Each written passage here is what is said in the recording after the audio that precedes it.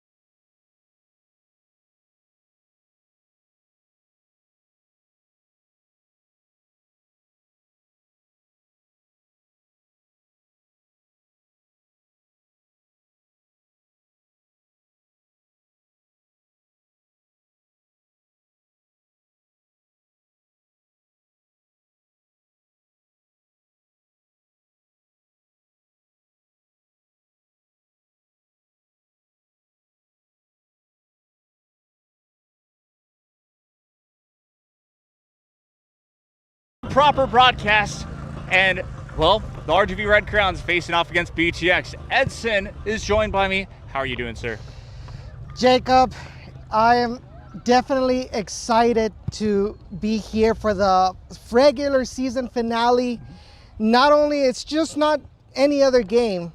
This is the Battle of Highway 77 between the RGV Rio Grande Valley Red Crowns versus BTX SC. There's a lot on the line here, and we will be talking about that in a little bit, just how important this matchup is going to be for the RGV Red Crowns. But I'm definitely excited to be here, and I'm definitely looking forward to bringing you all the action of tonight's match here on DT Sports and the RGV Red Crowns YouTube channel. Yeah, exactly. There's so much, of course, to talk about. There's so much at what's in stake, especially for this match. Not to mention, like we mentioned, it is a rivalry, Highway 77, Battle of Highway 77. But it's also, I know we'll get into it, but there's a match that is also going to be happening right now. Actually, they just kicked off. That is Capital City taking on Austin United. What can you say about that? Well, we have an advantage that by the time that the Capital City game ends, we will know exactly, we'll have, 30 minutes to get the score that we need in order to maintain first place in the conference, right? But let's take a look first at the Week 9 results, kind of so we can see over how we're heading into this match. So obviously last week we had a couple of games, RGV Red Crowns played on Friday, the BTX SC played on Sunday. Very important games leading up to this match. Obviously, if you all tuned in here, we had the RGV Red Crowns hosting Capital City SC, who was coming into that match with first place in the conference, undefeated in the league. But we gave them a thrashing, Jacob, with a 5-1 victory here at home, right? We'll talk a little bit more about this match, right? Right before that, Brownsville SC, BTX, was supposed to play against FC Westlake. But as we kind of hinted about last week, FC Westlake was kicked out of the league, so they had to forfeit. So BTX gets 3 points from that game. That was Friday. And then on Sunday, the Red Crowns were supposed to take on FC Westlake. But obviously, due to the whole administration situation, we get the 3 points off of that forfeit. And the most important results coming up to here, BTX hosting Capital City SC, and BTX was able to hold them to a 0-0 draw. Which, leading up to this, gave us the necessary results to be able to stay at the top of the conference, and we'll see the standings in a little bit later on. But Jacob, let's talk a little bit about that BTX, about that game against Capital City last Friday. I mean, what is there to say? What is there to talk about? Right off the early get-go, of course, there was that 10. Move the overlay. Go. There was that 10, of course. 2 goals in 10 minutes is what I'm trying to say. And that was absolutely spectacular because right off the bat, you have a brace from Johan Arevalo, somebody who we had not seen at the start of, at home at all for the RGV Red Crowns, because he went on that road trip with the RGV Red Crowns as well, or kind of getting into there. So that was such a big help, especially how fast that the RGV Red Crowns got just in the span of 10 minutes. And that first half really just showed how dominant they could be. The thing about it is that, and one of the things that I had written here was that the early goal really dictated that match. Right? Because Capital City was coming in, like I said, they were coming into this game feeling like they were going to be, that nobody was able to beat them. They were going to be a force to be reckoned with. RGV Red Crowns had lost to them previously over there in Austin, Texas, right? And then here, they get the surprise of their lives with just 45 seconds into the match. They get scored on by Johan Arevalo. And then not only that, before 10 minutes, they get scored on again. So it was only 10 minutes, and they were already down 10-0, or 2-0. Yes. Right? So at that point on, you started seeing that Capital City was trying to use the mental aspect of, oh, I'm gonna bully the Red Crowns as much as I can, or I'm gonna fake fouls, and see if the referee can get a card against them or a foul against them. But nothing was working. Yes. Nothing was working for Capital City, right? The defensive line was definitely able to contain any kind of danger from Capital City, even in the second half, where it looked like Capital City had a little bit more possession compared to the Red Crowns, right? But they were able to minimize their mistakes, right? Unfortunately, about 20 minutes to go, they got a penalty called against. Capital City scores, and then JC Alvarez gets sent off. So we pretty much had to play 20 minutes down a man. But Jacob, you're not gonna let me lie. Oh. The Red Crowns looked like they had the numerical advantage, not Capital City SC. Yeah, I don't know what it was about that, Edson, but they had so much space for just in general, and to really help out that team and just the balance of it as well. I don't know why it just worked so well with them having that type of space and being able to really work through, considering, not even to mention, Edson, the reason why Capital City got that opportunity to score, got that man advantage, and in the second half, right off the get-go, they looked like the better team. Yeah. So it was a weird stoppage. Of course, we had the hydration break because, let's be clear, South Texas in the heat, right now it's 93 degrees Fahrenheit. When it kicks off, it's going to be 90 degrees Fahrenheit at its best. Yes. That causes due to the rules, a hydration break. That helped the RGV Red Crowns kind of bounce back. And that was right as the goal happened too. Yeah. And then on top of that, it just, I don't know. It felt like that the team, they knew what to do. It just, Vicente Alvarez is a captain. He got a little upset with the team, but he was able to just, I don't know, push forward, and everybody was saying, okay, that's no big deal. Yeah. Let's go. And I don't know why, but also Capital City felt like they gave up after around the 60th minute. Yeah, definitely. Capital City looked like they were mentally checked out, right? After, so it was 3-0, then they get the penalty. But then after the hydration break, like you mentioned, it was domination from the Red Crowns. And so stoppage time comes in. Red Crowns score a fourth goal by Diego Rivera. And then from that point on, it was kind of like Capital City just became 5-5. 5 on top, 5 at the bottom, but no clear organization whatsoever. And after the fourth goal, that's when the defense mentally checked out. And you saw that in the last goal, the fifth goal by Chelo Martinez, which I uploaded today to our socials if you want to take a look at it, right? But at the end of the day, the Red Crowns get a very dominating win over what people thought was going to be the #1 team here in South Texas. So basically a statement win. Oh, very much a statement win. It was absolutely crazy to see 5 goals to 1. And I mentioned this during when the match had full time. The biggest thing that I mentioned was the RGV Red Crowns this season scored 4+ goals in each of their home matches leading up to here. Yes. Yeah. Definitely. So here at Harlingen Field, this is where the Red Crowns actually, I think most games they've won in a dominating fashion. Yes. Obviously not that game on the road against Capital City and against BTX when we tied 1-1.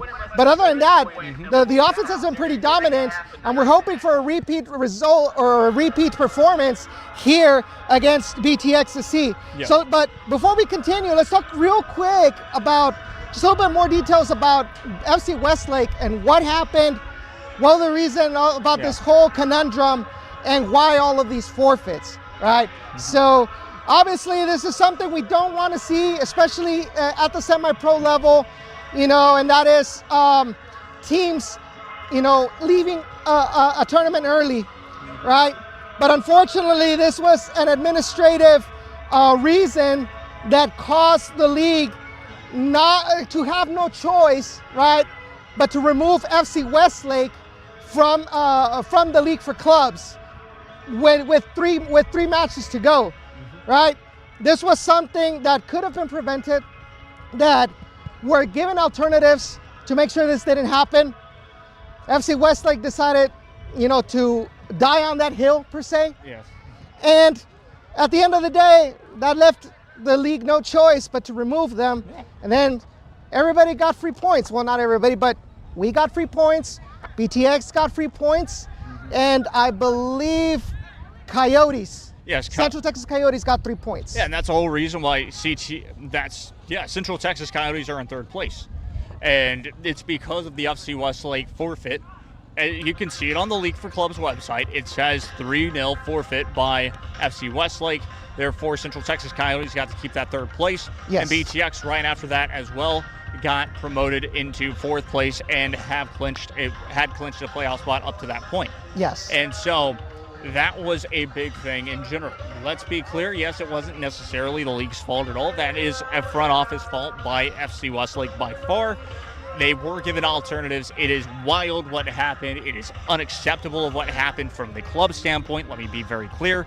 FC Westlake, not, of course, the league for clubs, because club, that would be a little confusing. So what I'm trying to say here is unacceptable from a club like FC Westlake to do that, considering a year ago, Edson, 2 home matches for the RGV Red Crowns had to be canceled because of that exact same reason of front offices of other clubs not caring enough to play their matches or to go through with their commitments to play the RGV Red Crowns and come down here too. That's a big thing. They don't want to travel down here is what it feels like. Exactly, and this is and I think that's the reason why the League for Clubs was a little bit less tolerant about this with FC Westlake, because it already happened twice. Yes. With I believe it was FC Revolution and Tyler FC. Yes. They're the 2 clubs that did not want to come here at the end of the season, right? So, and then back then there were a little bit more legion, given, okay, do you want to reschedule kind of thing? Yes. Whereas now it's like, okay, all right, out you go, kind of thing. And it's unfortunate, but hopefully as the league continues to grow, we start seeing less and less of these cases in the League for Clubs and in semi-pro level in general, as we get more clubs that take this level a little bit more seriously. But let's continue on now. Let's go ahead and take a look at the results of the games that are going to be happening today at this moment, which are going to be 2, but they're going to be very important to keep an eye on, right? So obviously we have right now at 7, we had Capital City hosting Austin United FC, right? So as you know, Capital City SC is tied with us with I believe 22 points, right? We have the head-to-head advantage, right? But if Capital City wants to get first place, they're going to want for us to not get the win, right? And like I mentioned, this game started at 7. We start at 7:30. So we have a 30-minute time frame where we know exactly what score we need to be able to maintain first place and adjust accordingly if we don't have the win by that time, right? But Capital City, it's imperative for them to win if they want to get first place back going into the playoffs. And of course, we have the RGV Red Crowns playing BTX SC at 7:30 p.m. Jacob, what are your thoughts on this battle? Thoughts on the battle, it's simple. RGV Red Crowns, it boils down to they just need to win tonight. In order to get first place in the playoffs completely, aka the South Texas Conference playoffs, they would have first place no matter what if they win. Now, a draw isn't a total loss for the RGV Red Crowns back at home. It only matters, once again, like we mentioned, Capital City playing Austin United. Now, Austin United, yes, they have nothing, absolutely nothing to lose. Press the button, Jesse. With 4 points to their name. We're good. They can play spoiler if they want. It's against technically a rival as well. It's rivalry day. And so, yeah, it's something that can happen. Will it most likely happen? I don't think so, because they know now they have something to play for. Capital City do. Yes. Is getting a victory, especially after losing in a way to both of these two teams. Yes, they definitely lost to the RGV Red Crowns, but that draw had to feel absolutely like a complete loss, and they didn't feel like they were there in that match, and now they really care about it, waiting for a playoff chance. And let's talk a little bit about that, because I know we watched the game at times. Yes. But the way that Capital City, they didn't look like the typical Capital City, and that's No. what you mentioned. Looked like they were kind of checked out already, at least on the road. Yes. Right. But BTX was able to hang on pretty well to a 0-0. Right. But you started seeing as well that BTX was getting a little feisty. They ended up getting a red card after the game, right, for one of the players. And you also noticed where some Capital City players, I don't know if they were already mad because of the 5-1, and so they just wanted somebody to push out their anger with. But after the game, I know that BTX fans were kind of yelling at them because of the whole situation. And at the end, some Capital City players, they flashed some numbers with their fingers towards the BTX fans. So something tells me that loss against the Red Crowns really really stayed in their minds. Oh, definitely. They've had a week to finally calm down, cool off from that, and I do believe that it's going to be a different situation when it comes down to it tonight for them. Now, I looked and made sure if the match was streaming. It's unfortunately not at the moment. It's still scheduled, but nothing has started, so we cannot take an eye on how that match has been going on for the past however long. Yeah. And so, unfortunately, for that retrospect, but again, it's imperative that I can't even go to this, that the RGV Red Crowns cannot care about another result. They have to focus on themselves. They have to play the match that they love, the game that they love, the way that they have been playing it, because it's been absolutely amazing. Vicente Alvarez, the captain, I want to see him be the leader that we know that he is. I want to see them, every single player on that team, be that type of player. There is some change in the lineups, as we will get to, I know, very, very soon, but yes, that's something that, of course, will be very evident to this match in general. Yeah, definitely. But now let's look forward into BTX, coming in. And I wrote it here that the thing that worries me about BTX is that they have a huge surge in confidence. Yes. Because leading up to this match, their last 3 played games, not counting the forfeit, but their last 3 played games, they come in undefeated.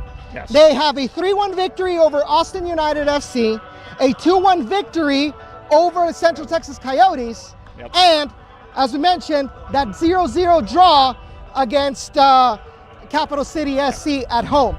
Now they're coming over here trying to play spoiler to the Red Crowns and their chances of winning the conference. Yeah, exactly. They're trying to play spoiler for the RGV Red Crowns on top of benefiting their opportunity to play in a better, just to not necessarily, just have a better opportunity, I guess, in a way. Because I'll tell you this very quickly. I don't know if they know it, but it's just, I guess it's time. Situation is as follows. RGV Red Crowns win the 1 seed with a win. A draw doesn't necessarily, again, make them out of the picture for a 1 seed, but most likely Capital City will win. If Capital City wins, all of a sudden the RGV Red Crowns fall to the 2 seed. Now, with a draw for BTX, it automatically promotes them to a 3 seed. So that bumps Central Texas down to a 4 seed. So it would be 2 versus 3. Still, RGV Red Crowns would host, but only host that first round in the playoffs. So that's kind of where the spoiler comes into play, particularly for this match. Exactly. So the point here is, by winning first place, you have a higher probability that if you won't make it to the conference final, you would also be able to host instead of having to travel somewhere else. Yes. Right? So tonight is going to be the key for that.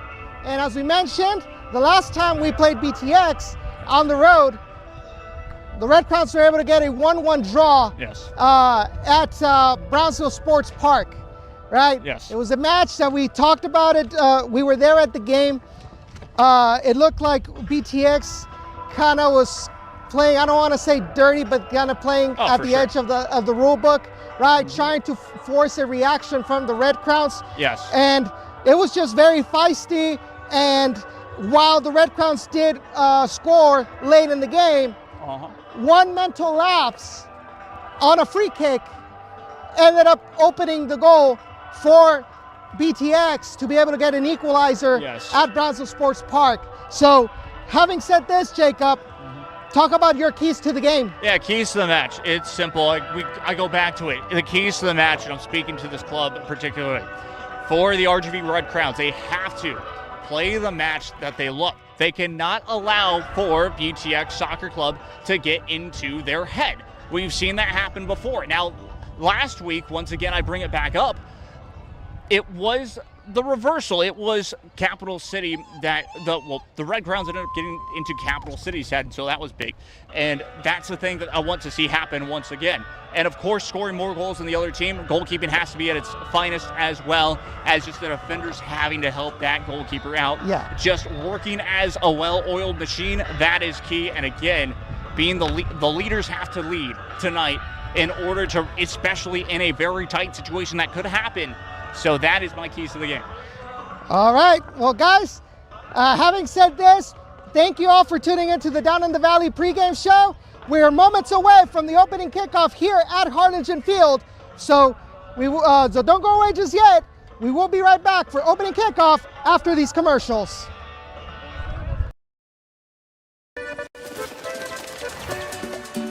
What would you like the power to do? Your passion for this game opens opportunities. For them, for our local businesses. Got the new merch. Oh my goodness. For the community. Because when local businesses thrive, the community also thrives.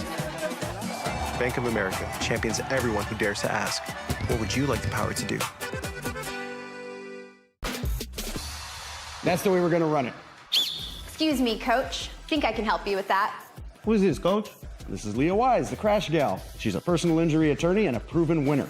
And the stats to back it up. I've won millions of dollars for injured clients all over Texas. We're lucky to have her on our team. And you would be wise to listen to her. Huh? All right, let's get down to business. Who's ready to win? Injured in an accident? Call Crash Gal today.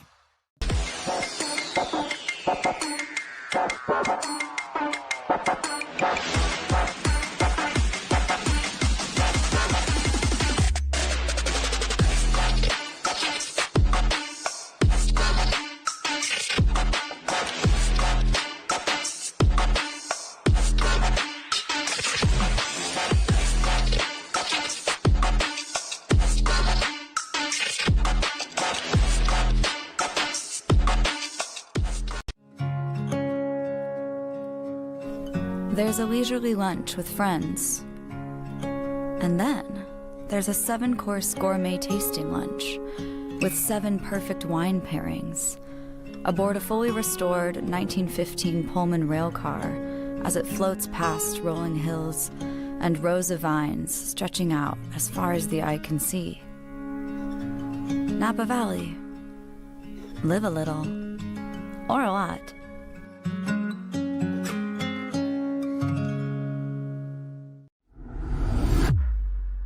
Brought to you by Praxis Sports, the unified platform helping sports organizations manage communication, scheduling, and operations in one place. Learn more at praxisports.com.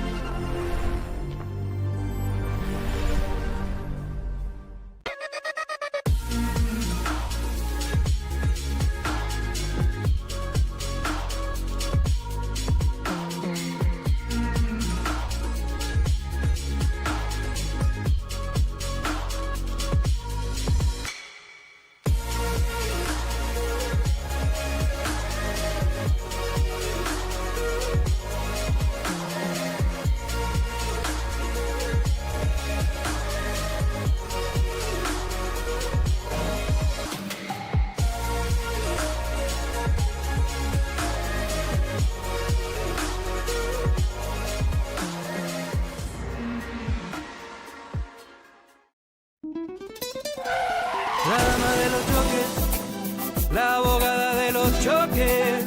Si te chocan en tu coche, llama de día o de noche. After the accident that left her injured, Veronica's bills started piling up, and with insurance adjusters knocking at the door, Veronica begs the question. Can anyone help me? Leo Wise es la dama de los choques. Call 956 Abogada. Llama de día o de noche. New episodes every week.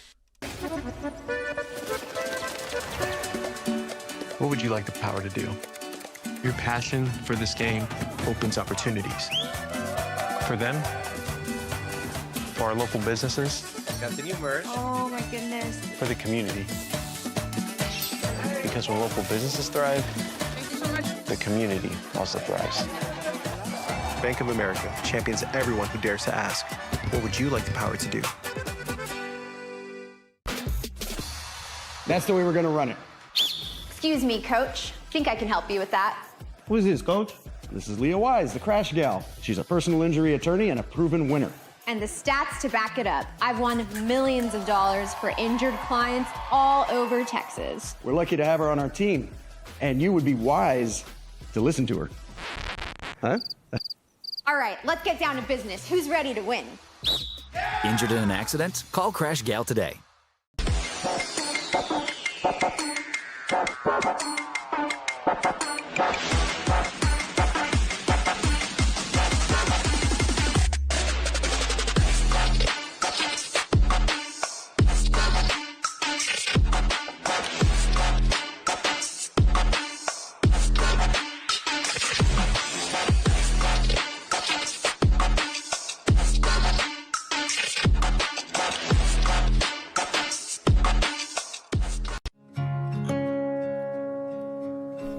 There's a leisurely lunch with friends.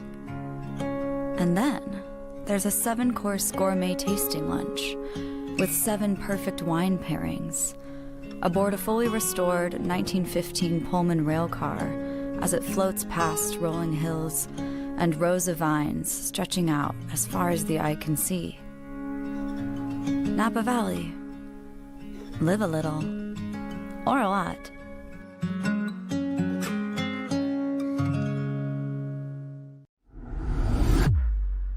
Brought to you by Praxis Sports, the unified platform helping sports organizations manage communication, scheduling, and operation. It has been exactly 41 days since these two sides last played each other, and they ended in a 1-1 draw. And now the team's back at home to play BTX in what should be an exciting chapter to the Highway 77 rivalry. Hello, everyone. I'm Jacob Young, joined by Edson Ochoa. And well, Edson, back at the nest, back at Harlingen Field, and well, it's decision day. It is decision day indeed. We talked about in the pregame show just how important this match is going to be for both clubs, trying to actually get the final touches on what will be the seeding going up to the South Texas Conference playoffs. And from there, figuring out who will be representing the South Texas Conference in the League for Clubs National Playoffs this season. But sparks are gonna fly tonight. They saved the best for last. A rivalry that is budding here in the Rio Grande Valley between the Rio Grande Valley Red Crowns and BTX SC, and the, let's call it the quadrilatero. The ring tonight is Harlingen Field, and we're going to see a lot of finishing moves tonight on Lucha Libre night. Yes, indeed. Of course, national anthem moments away, so we'll be quick here, but yeah, it's going to be fun. It's going to be interesting to see how both of these two sides play, considering that there's a good chance they'll play against each other next Wednesday as well.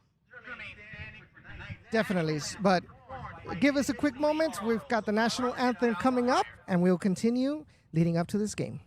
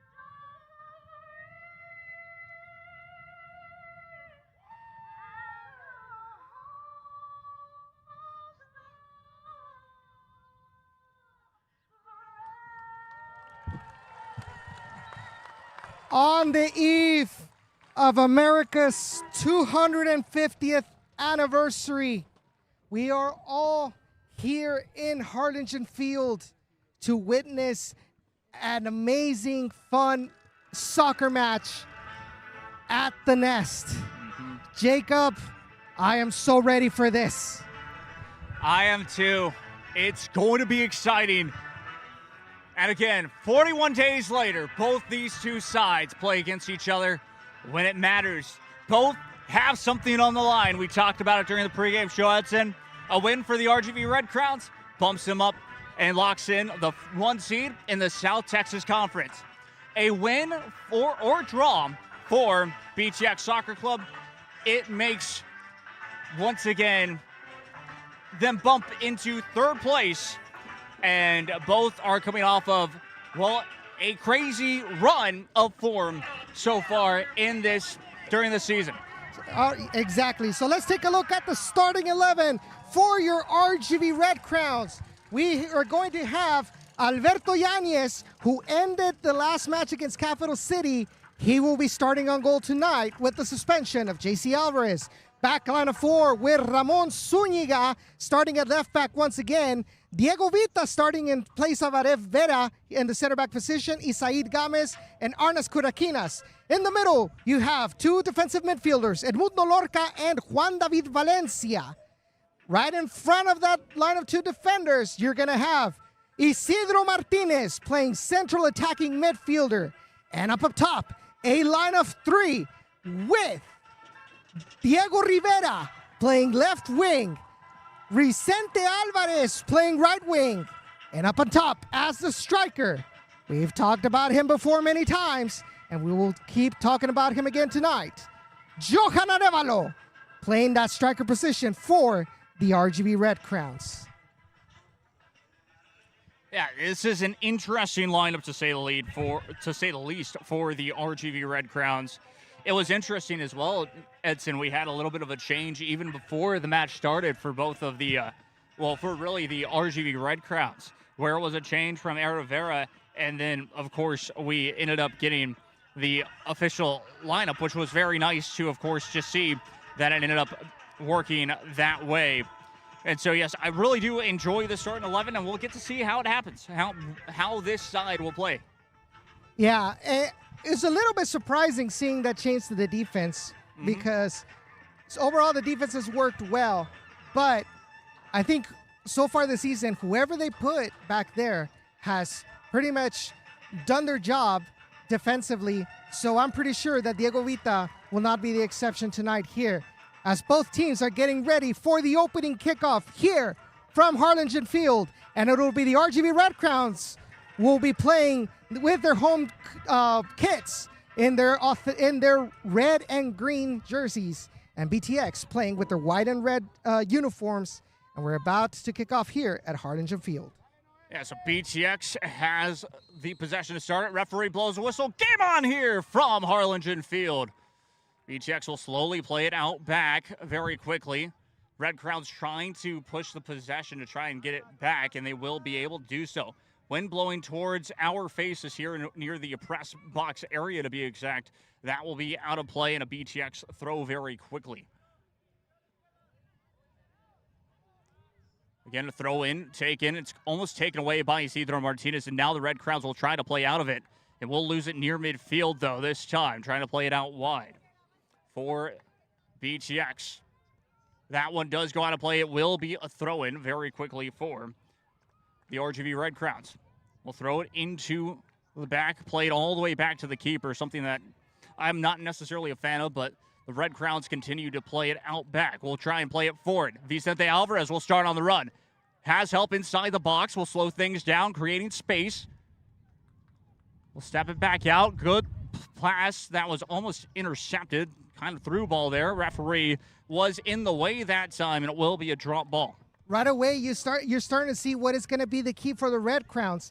You could see that the speed of Vicente Alvarez proved to be a little bit too much for that outside back for BTXSC with that through ball left and behind. Unfortunately, that bounce didn't exactly favor Vicente, so he had to cut back and wait for his teammates to come back. But that is going to be a warning sign to BTX of what Vicente can handle over there. Exactly right. Now just gets muscled off the ball this time. Isidro Martinez trying to press near midfield once again.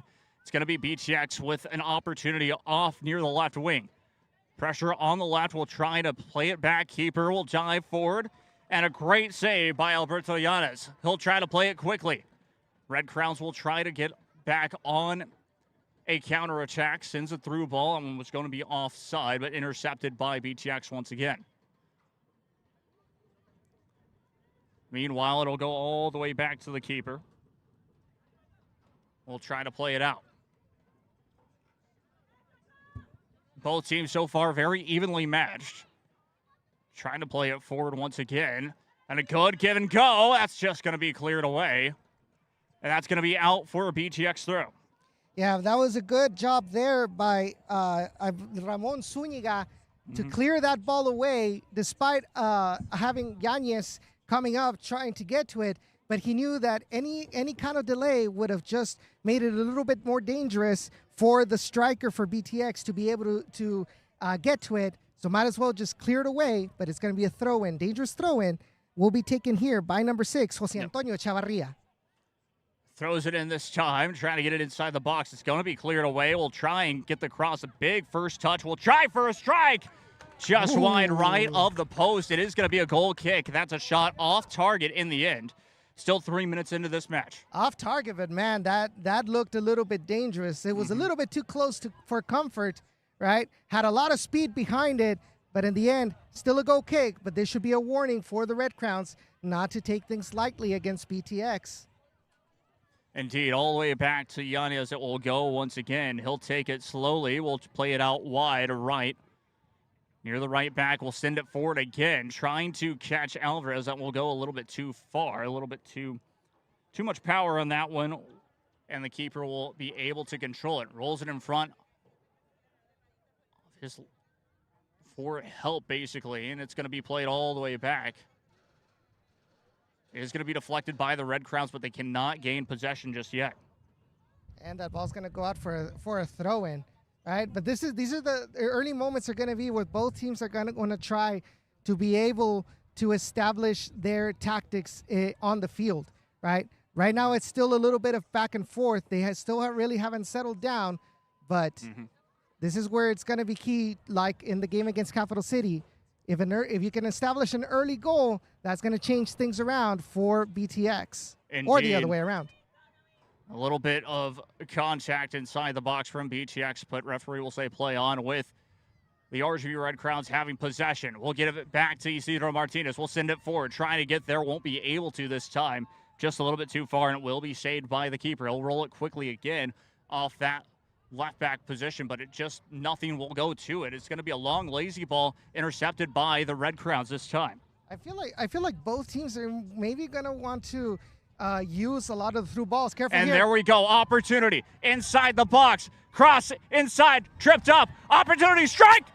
It is saved right at the right post. And moments away, Edson, once again from RGV Red Crowns being up with 5 minutes into this match. But there was a good play here by the RGV Red Crowns. Good cross by Arnes Curaquinas going towards the penalty spot. Nobody there to meet it in the penalty spot, but it does meet Isidro Martinez. Gets a shot in, but between Jose Moreno and I believe it might have been Claudio Asuara, the center back, they were able to stop the ball from going into the back of the net. But right now, it has been the Red Crowns that have been the closest, but careful here, mistake. Exactly, taken right back away. We'll try to play it inside, to lay it off inside the box, still trying to spin it around. Loose ball, contact made inside the box. Outside. And it will, or outside of the box to be exact, it will be a free kick in a dangerous area for, check that. It looks like it is going to be a free kick for the RGV Red Crowns. He raised up his hand, looks like offside, potentially. Yeah, it definitely looks like it's going to be offside called against BTXC. I believe that might have been against number 9, Kevin Ochoa. Indeed. Meanwhile, played out wide left. The RGV Red Crowns just trying to move it forward. We'll have to play it all the way back, potentially to Yanez. We'll go actually across instead. Pressure from BTX will make him get rid of the ball faster than they would have liked. It is going to be intercepted by BTX here. They're keeping a lot of possession early on, but we'll send it forward once again. We'll try to get it back to Yanez, and indeed will. I think what's happening here is that Leonel Perez, who is the outside back, he's got man marking on Vicente Alvarez, but nobody is marking Arnes Correquinas as he's coming up. So that's leaving wide open space for Arnes to take advantage of with those long through balls that we know the Red Crowns love to use. But it has been effective so far these first couple of minutes here. The BTX, if they don't want to get scored on in this tactic. But here we go, taken back away, played forward. Offside. And offside flag is up. Yeah, that was offsides from Vicente Alvarez, a couple of steps behind that defensive line, but we're starting to see all of these gaps between the midfield and the defenders for BTX that the Red Crowns are starting to take advantage of.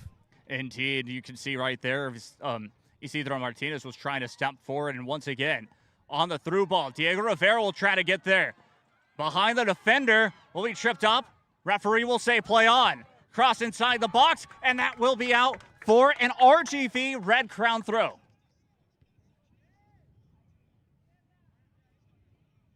The Crowns will take their time, and again, Diego Rivera will be the one. Check that will not be the one to throw it in this time. It'll be Ramon Zuniga. Zuniga throws it inside the box, being held pretty heavily there, but again, BTX just clearing that one away. Fight for the ball will be won by the RGV Red Crowns, and they'll set up near midfield. Good job by Edmundo Lorca to be able to win that ball and just take advantage and intercept there. Isidro Martinez gets dragged to the ground. Referee will say play on. Meanwhile, BTX with possession here for the time being, trying to send a through ball. And now the Red Crowns will be on the defensive side. Careful. Still loose. Giannis steps up. It's in the back of the net. 1-0. BTX takes the lead early. Yeah, but this is the problem. So we know the advantage of having Arnes Correquinas come up to attack, but that is also a disadvantage with BTX being able to exploit that, because now that leaves Isaid Gomez having to deal with the winger, and the speed. In this case, he was able to kind of track back and kind of delay that player a little bit, but an unlucky bounce as he was trying to get that with that slide tackle puts it right in front of Alberto Yanez, and BTX currently have a 1-0 lead over the Red Crowns. Indeed. The Red Crowns aren't used to playing from behind at home. Opportunity, though, to try to tie it back up. Isidro Martinez right off the bat, catching BTX off guard, as once again, you and I both know this, Edson, the most dangerous time is after a goal is scored. Exactly. Meanwhile, played back near midfield, controlled by the Red Crowns behind the heel play there for a split second. Again, trying to cross it inside the box. Will be able to do so. Heavy first touch, contact inside the box again. We'll try a strike! Oh, what a save! What a save there from Jose Moreno. Diego Rivera controls that ball, turns around, takes a shot that was close to that near post, but Jose Moreno was there to clear the ball out for a corner. But the Red Crowns are knocking, Jacob. Indeed, this is where the Red Crowns have been very dangerous throughout this season so far. Corner kick, left corner flag, sends it into the box. Keeper comes off his line to punch it away. Still not out of danger just yet for BTX. They'll get the possession back. We'll try for a counterattack. It'll be intercepted by the RGV Red Crowns, and they'll play it all the way back to Alberto Yanez. Yanez will send that one forward to the right back this time. Played near midfield. RGV Red Crowns trying to send that one forward. That's going to be behind. It's going to help BTX get possession back for a split second. RGV Red Crowns will win it back near midfield, still down 1-0, with, of course, a hydration break looming around minute 25 to 27 with the temperature.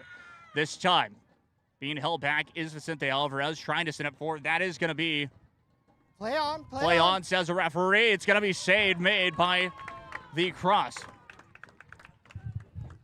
Now you're starting to see the effects of getting of that goal that was scored. Now you notice Arnes Karakinas is not coming up as easily as he did right before the goal, right? Because he knows that it is now being exploited. Indeed. Red Crowns will get the possession back, though, this time. Still down 1-0. Pressure coming from behind. We'll have to play it back to the left.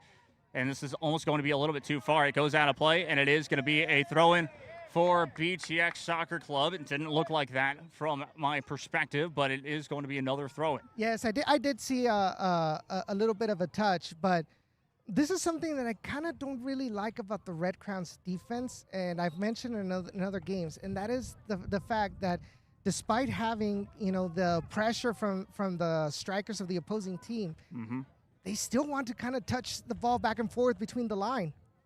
Throw in all the way inside the box will be headed back away by the Red Crowns. Out of the final third for the time being. Trying to get past. Ravenna was there for a split second, and now the Red Crowns will have it. Offside flag will stay down. Check that will raise back up. It is going to be another free kick for BTX.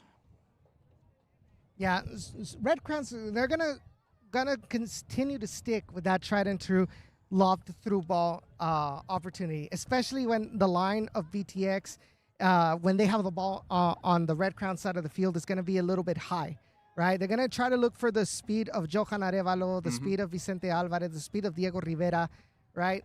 So they're going to, careful here.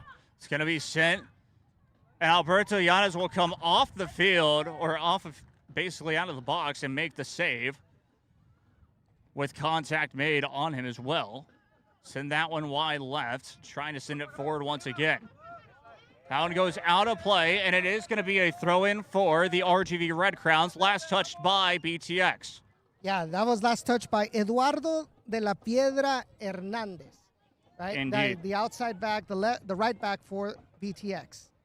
Yes, Ramon Zuniga throws that one in once again, played back, trying to send it forward off near the right wing, able to get there in time, still in play, played back, sets it up, strike, it's in! 1-1! Johan Arevalo once again scoring for the RGV Red Crowns, and what a way to celebrate, as they're saying, calma, calma, calladitos, because Johan Arevalo is here in the building. Let's take a look at the replay. What a cross here by Mundo Lorca, finding Arnas Karakinas, is able to get past Leonel Perez, then able to get past Claudio Azuara, and then gets that cross towards the penalty spot, towards Johan Arevalo. No marking there whatsoever, feints the shot, then shoots it into the back of the net. Nothing Jose Moreno could have done. And ladies and gentlemen, just a couple of minutes after BTX opened the scoreline, we are back in level peggings here, 1-1 here at Harlingen Field. Indeed, new game, back underway we go, 15 minutes into this first half.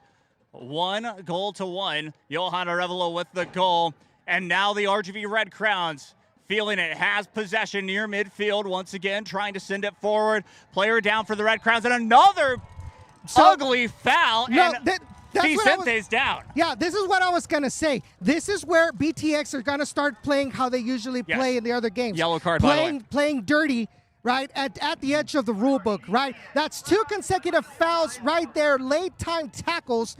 Obviously, there looks to be a yellow card to number 16. Denying a goal scoring opportunity, and he wants to argue about it, which is interesting. Seems legit. I think that was number 6, if I'm not mistaken. We'll have to double check there. But yeah, this is not good play right there. This is what the Red Crowns are gonna have to be careful, right? Yes. I also really quickly, Hudson, don't like the look of this. Johan Arevalo is on the ground. He's sitting down. They definitely didn't like the fact that he scored, and that's what BTX is gonna do. It was a very, very dirty challenge, back to back, indeed. Yeah, and it looks like it was to number 6, Jose Antonio Chavarria. That was who the yellow card was. Yes. That's very interesting, to say the least, but We knew this coming into the match. I'm sure that Coach was also very adamant about how BTX will most likely play, trying to bring out those exact tactics after a goal is scored against them especially. Yeah, definitely. That's like Sunday league behavior. Indeed, yes, exactly. Sunday league behavior is how it very much feels. Will be a free kick, though. Set piece opportunity. Isidro Martinez looking over it as well for the RGV Red Crowns. 17 minutes in, referee blows a whistle. We'll send a dummy. Martinez sends it into the box, headed back, and it is going to go out of play for an RGV Red Crown throw. It's going to be thrown in by Ramon Zuniga once again. You're looking at near inside the box, trying to turn back around. Good movement, just hits the side netting off the left post. And it is going to be a goal kick for BTX. Trying to go for a repeat dose on that second goal against Capital City SC off of a throw-in, and it almost came up how they wanted it, how they planned it for the Red Crowns and for Johan Arevalo. Unfortunately, that shot is able to get past Moreno, but it hits the outside of the net. Yes, indeed. Sends it into the box, or sends it near midfield to be exact. BTX able to get possession here. Long ball. Lays it back. Offside flag will go up. That ball went out, actually. Check, that did just go out of play. And that's indeed what happened. Good catch there, Edson. It is going to be a throw-in. Ramon Zuniga to take it. We'll send it forward once again. Trying to get there. Will be Diego Rivera trying to push forward. Vicente. Good pressure there. Great pressure, because the Red Crowns almost got the possession back, to be exact. Yeah, definitely. And forced a clearance that maybe the Jose Moreno would have wanted back. Diego Rivera again with great pressure there, sending it out of play for BTX. It's going to be another RGV Red Crown throw. All of a sudden, it's going to be a throw in. Ramon Zuniga throws it in, trying to get it inside the box. A lot of contact again. Yeah, it looks like he was grabbing a hold of his shoulders. Exactly. Meanwhile, BTX Soccer Club able to get possession here, just trying to spread it back out. Another push will end up making it intercepted for the Red Crowns. Near midfield, great through ball back. Zuniga.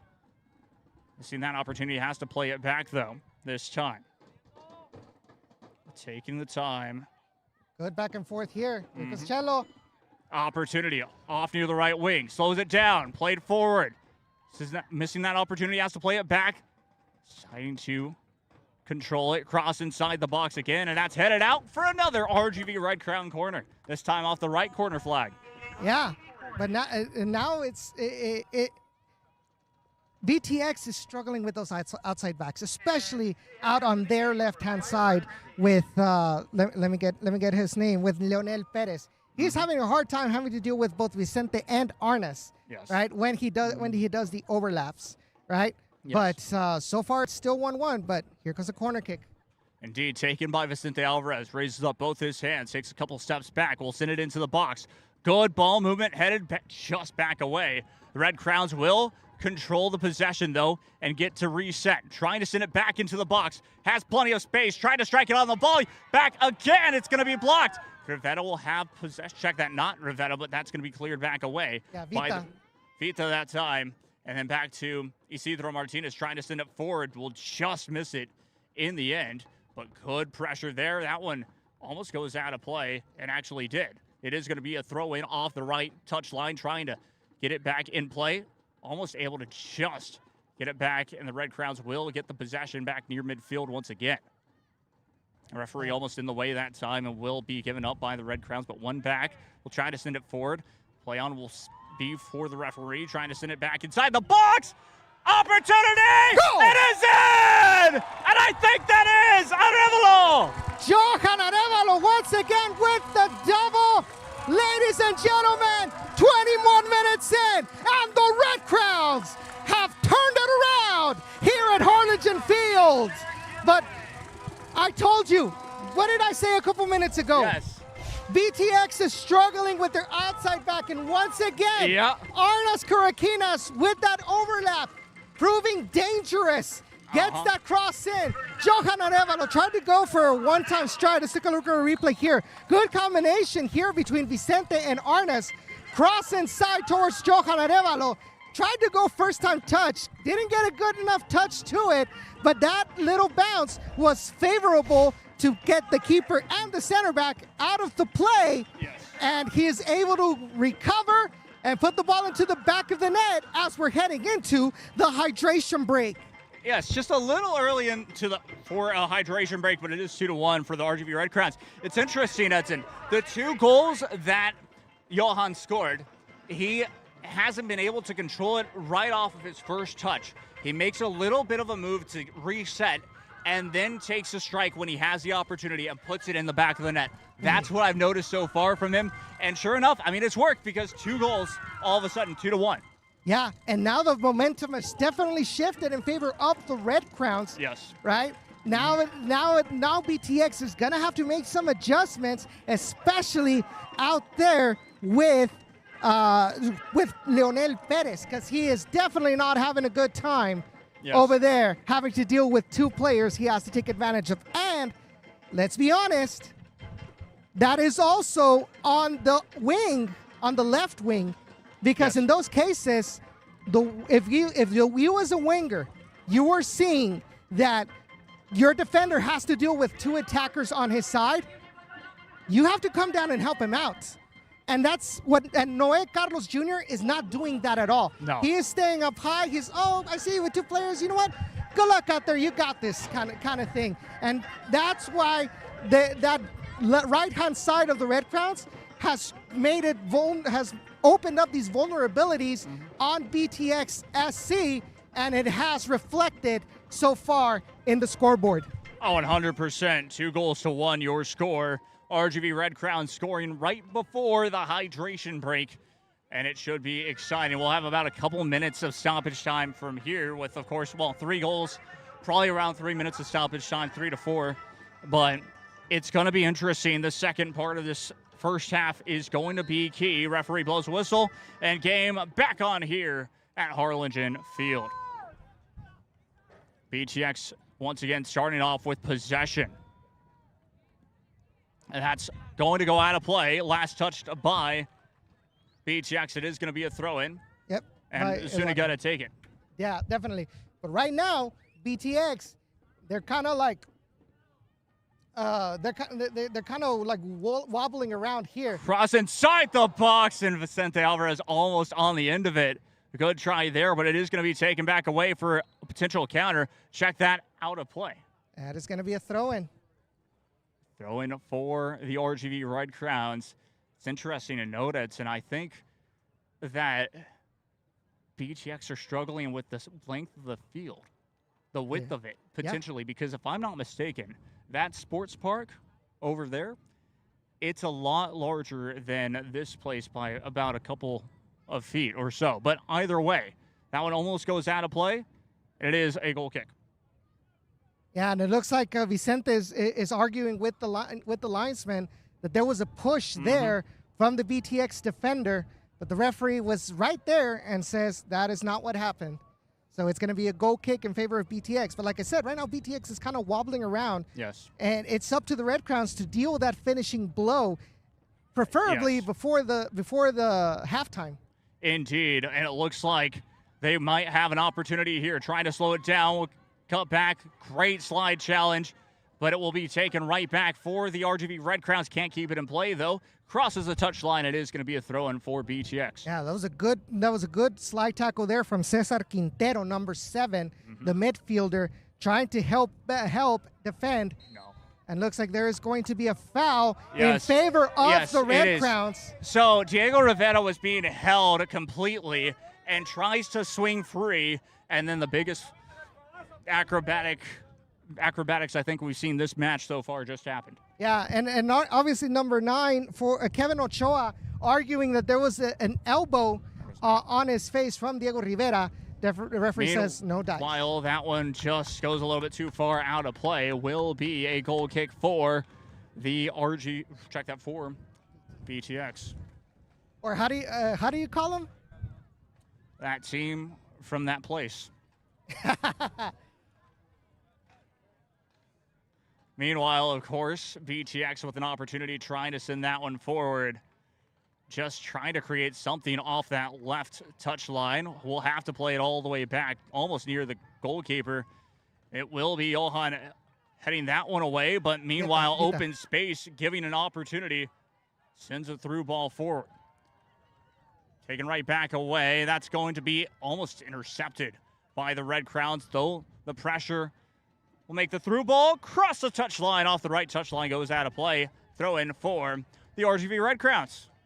And this is what the Red Crowns are going to have to do when they don't have the ball. They're going to have to make the BTX attackers nervous when around the ball. By the way, yes, just as you were about to point, that little push there. Indeed.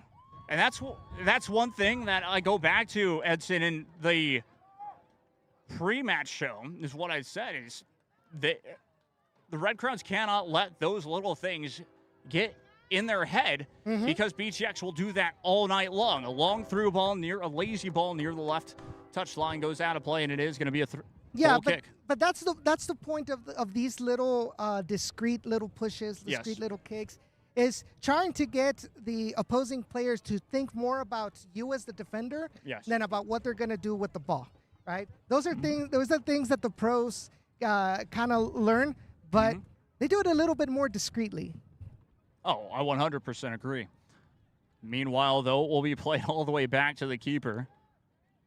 Just waiting for the RGV Red Crowns to try and take that bait of pressing upfield so that they can get back down and send it away. And there we go. Isidro Martinez will try to press up, and will allow for that one to play. The Red Crowns will take it back, have that possession near midfield. Back to Arnas, will be played all the way back. It goes quickly for the Red Crowns. Goes out of play this time. So meanwhile, of course, Isaid Gomez was the one who was on that ball, to be exact. And it looks like there's going to be a substitution for BTX. Takes it away, though. Has help off that left wing. It's just going to be off to Ramon Zuniga, and that one does go out of play. Good toe touch to just make it a goal kick. Yeah, I saw what Johan was thinking, but I do feel maybe he should have tried to get that through ball over to Diego Rivera, because Ramon Zuniga was coming in from way behind, right, and he was going to be at a distance disadvantage to try to get to that through ball. Good idea nonetheless, but yeah, that could have been more dangerous against BTX. Indeed, that one goes out of play. Great catch, great hands. Maybe he should be a goalkeeper in the end for BTX, but it is going to be a throw-in for the RGV Red Crowns. And again, Ramon Zuniga with the throw, and that's going to be intercepted by BTX. Good interception by them. We'll try to play it forward once more, near midfield. Here come BTX on the attack. Pressure is coming from the RGV Red Crowns, and offside flag will go up as he was offside. Was ahead of every defender there in the final third. Yeah, so it's Mario Perez that has been called for this offside position, as it looks like there is going to be a substitution, and it'll be Mario Perez himself that will be coming off of the field, and we will let you know in just a couple of moments who will be the player coming in for BTX. It looks like it is number 16, Jacob. It's number 16 for BTX. Yes, indeed. That is Joshua Trejo. In the end, that will be sent forward all the way back to the keeper. Will make the save in the end.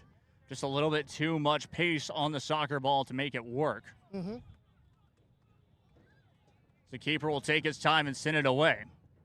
It'll be interesting to see what the referee does, especially with that type of time, what you've seen from both sides as well. We've seen it happen before, especially early on. That is going to be a push, and that is going to be a foul. Good on the referee to call it that time. Yeah, if you want, I guess to make a reference of winning, was it International Superstar Soccer back in the Nintendo 64 days? That player, number 6, which is Jose Antonio Chavarria, he pressed the A and B buttons at the same time. It's going hard, and pushed Arnas Caraquinas to the ground. Indeed. We'll send that one forward, trying to get all the way to the final third. And that one's just going to go a little bit too far. So interesting, I do have to make this comment very quickly, Edson, is a fun fact about the BTX Soccer Club coach. He used to coach the St. Joseph soccer team, the St. Joseph Bloodhounds to be exact, which is interesting. I bring this up because, back in other days, potentially covered that team, but he's been a fantastic coach over there with state titles. So I just thought I'd bring that up in general, just because he can be a very good tactical head coach when it comes down to it. But meanwhile, that one does go out of play for the Red Crowns. And it shows that he's got the local pedigree here to be given an opportunity at the semi-pro level. Similar with Coach Reina. Yes, indeed. That's why it's very nice to see this rivalry kind of heat up, considering that both of these two sides, they might not have ever played against each other in any competition, but except for now, which is interesting because Coach Rafa, of course, being an old head coach for the Mission Veterans Memorial soccer team back in the day, too. So it's very interesting to say the least. Meanwhile, throw-in will be taken, trying to get it inside the box. It's going to be headed just out of the final third. Isidro Martinez will send that one away, but not out of danger just yet. Red Crowns will have to get back on the defensive side this time. Be able to do so, slips on the turf, and just picks it back up. Will slip on it again, and trying to say that was a foul. Referee will say play on, nothing to it. Diego Rivera will send that one forward once again, and that's going to be a foul called. There was nothing that happened there besides just a trip on the turf himself. Play but the play will actually continue for the Red Crowns as we get back ahead. Sets it back up. Good through ball. Offside flag will just go up. Just a fraction of a second too soon. That movement from Vicente Alvarez, right, that could have avoided that offside. But you have to hand it to the Red Crowns. They were very aware that BTX was too busy trying to fight with the referee than paying attention to what was happening on the field. And it almost cost it dearly. But right now you can see that BTX, their mind is on something else other than this game. Indeed, yeah. And it looks like this free kick is a little bit further up, if I do say so myself, where the offside happened. But referee will take his time here. And I believe he's talking to the head coach, so that's something probably warning him a little more, and that's a potential yellow card. Yeah, and then what's happening is that the BTX coach is still arguing that there was an elbow to the face of one of his players. Indeed. And I get what's happening. Yes. So BTX are playing with 10 men at the moment. We'll have to sit out for that play, since that's a reason, of course, why he was still down on the field back behind the play. So BTX now playing with 10 men. He'll get back in a minute here after the play kind of stops, and that one goes out of play. And it is another throw-in for the RGV Red Crowns off that left touch line. Yeah. And there we go. Check that check that BTX are not up to 10 minutes just yet. Yeah. The number 6, Jose Antonio Chavarria, still has not been allowed on the field again. He's still waiting out there in the sideline, and it looks like the referee is going to go over there again. Yes, indeed, and that could be a yellow card, or on the off chance of a red, possibly. And maybe he's just talking to the player here, so that's going to be interesting. Yeah, because it looks like he's just arguing with the fourth official, and he's getting the talking to. Yes, and I think that's all that's going to happen. But that will just... But let's be honest, this BTX can't afford to be doing this kind of things. Time is not in their favor. The score is not in their favor. So the more time gets wasted here arguing, the less time they have to try to get this equalizer before halftime. Indeed. That's very interesting, of course, to note. That's just been the tactical side for BTX at the moment, trying to take that one back away, and the RGV Red Crowns will be able to do so for a split second. That's going to be a 50-50 challenge, one back by... No, that was a foul. And it is going to be a foul. Lorca tried to go with a shoulder barge, but number 16 was able to get there first, so it was shoulder on back. So, yes, that is considered a foul. But what I'm interested in knowing, careful. Edson, is... never mind. That one's going to be another one. Yes, that was a foul, but they had advantage too. That was an interesting turn of events that they stopped it. The only explanation I see why the referee decided to stop it is because the BTX player was heading out, as there's an offside being called here on BTX. But the BTX player was dribbling out wide instead of towards the goal, so it wasn't an advantageous position. That's why he called the foul back. Yes, I agree. Meanwhile, it will be a free kick for the RGV Red Crowns. We'll try to send this one away, just past midfield, headed back down, but almost won by the Red Crowns. It was a swing and a miss. Back to Zuniga. Zuniga will play a one-touch pass. Diego Rivera with a heavy touch, but able to get the cross away. Misses everyone in the end, and BTX will get the possession just right back for a split second. Goes out of play, though. And again, struggling with that width of the pitch. All of a sudden, Vicente Alvarez making that pressure, goes out of play. It's going to be a Red Crown throw. Yeah, 100%. Throw in taken very quickly, trying to get it Look inside at the those pushes box. on Johan.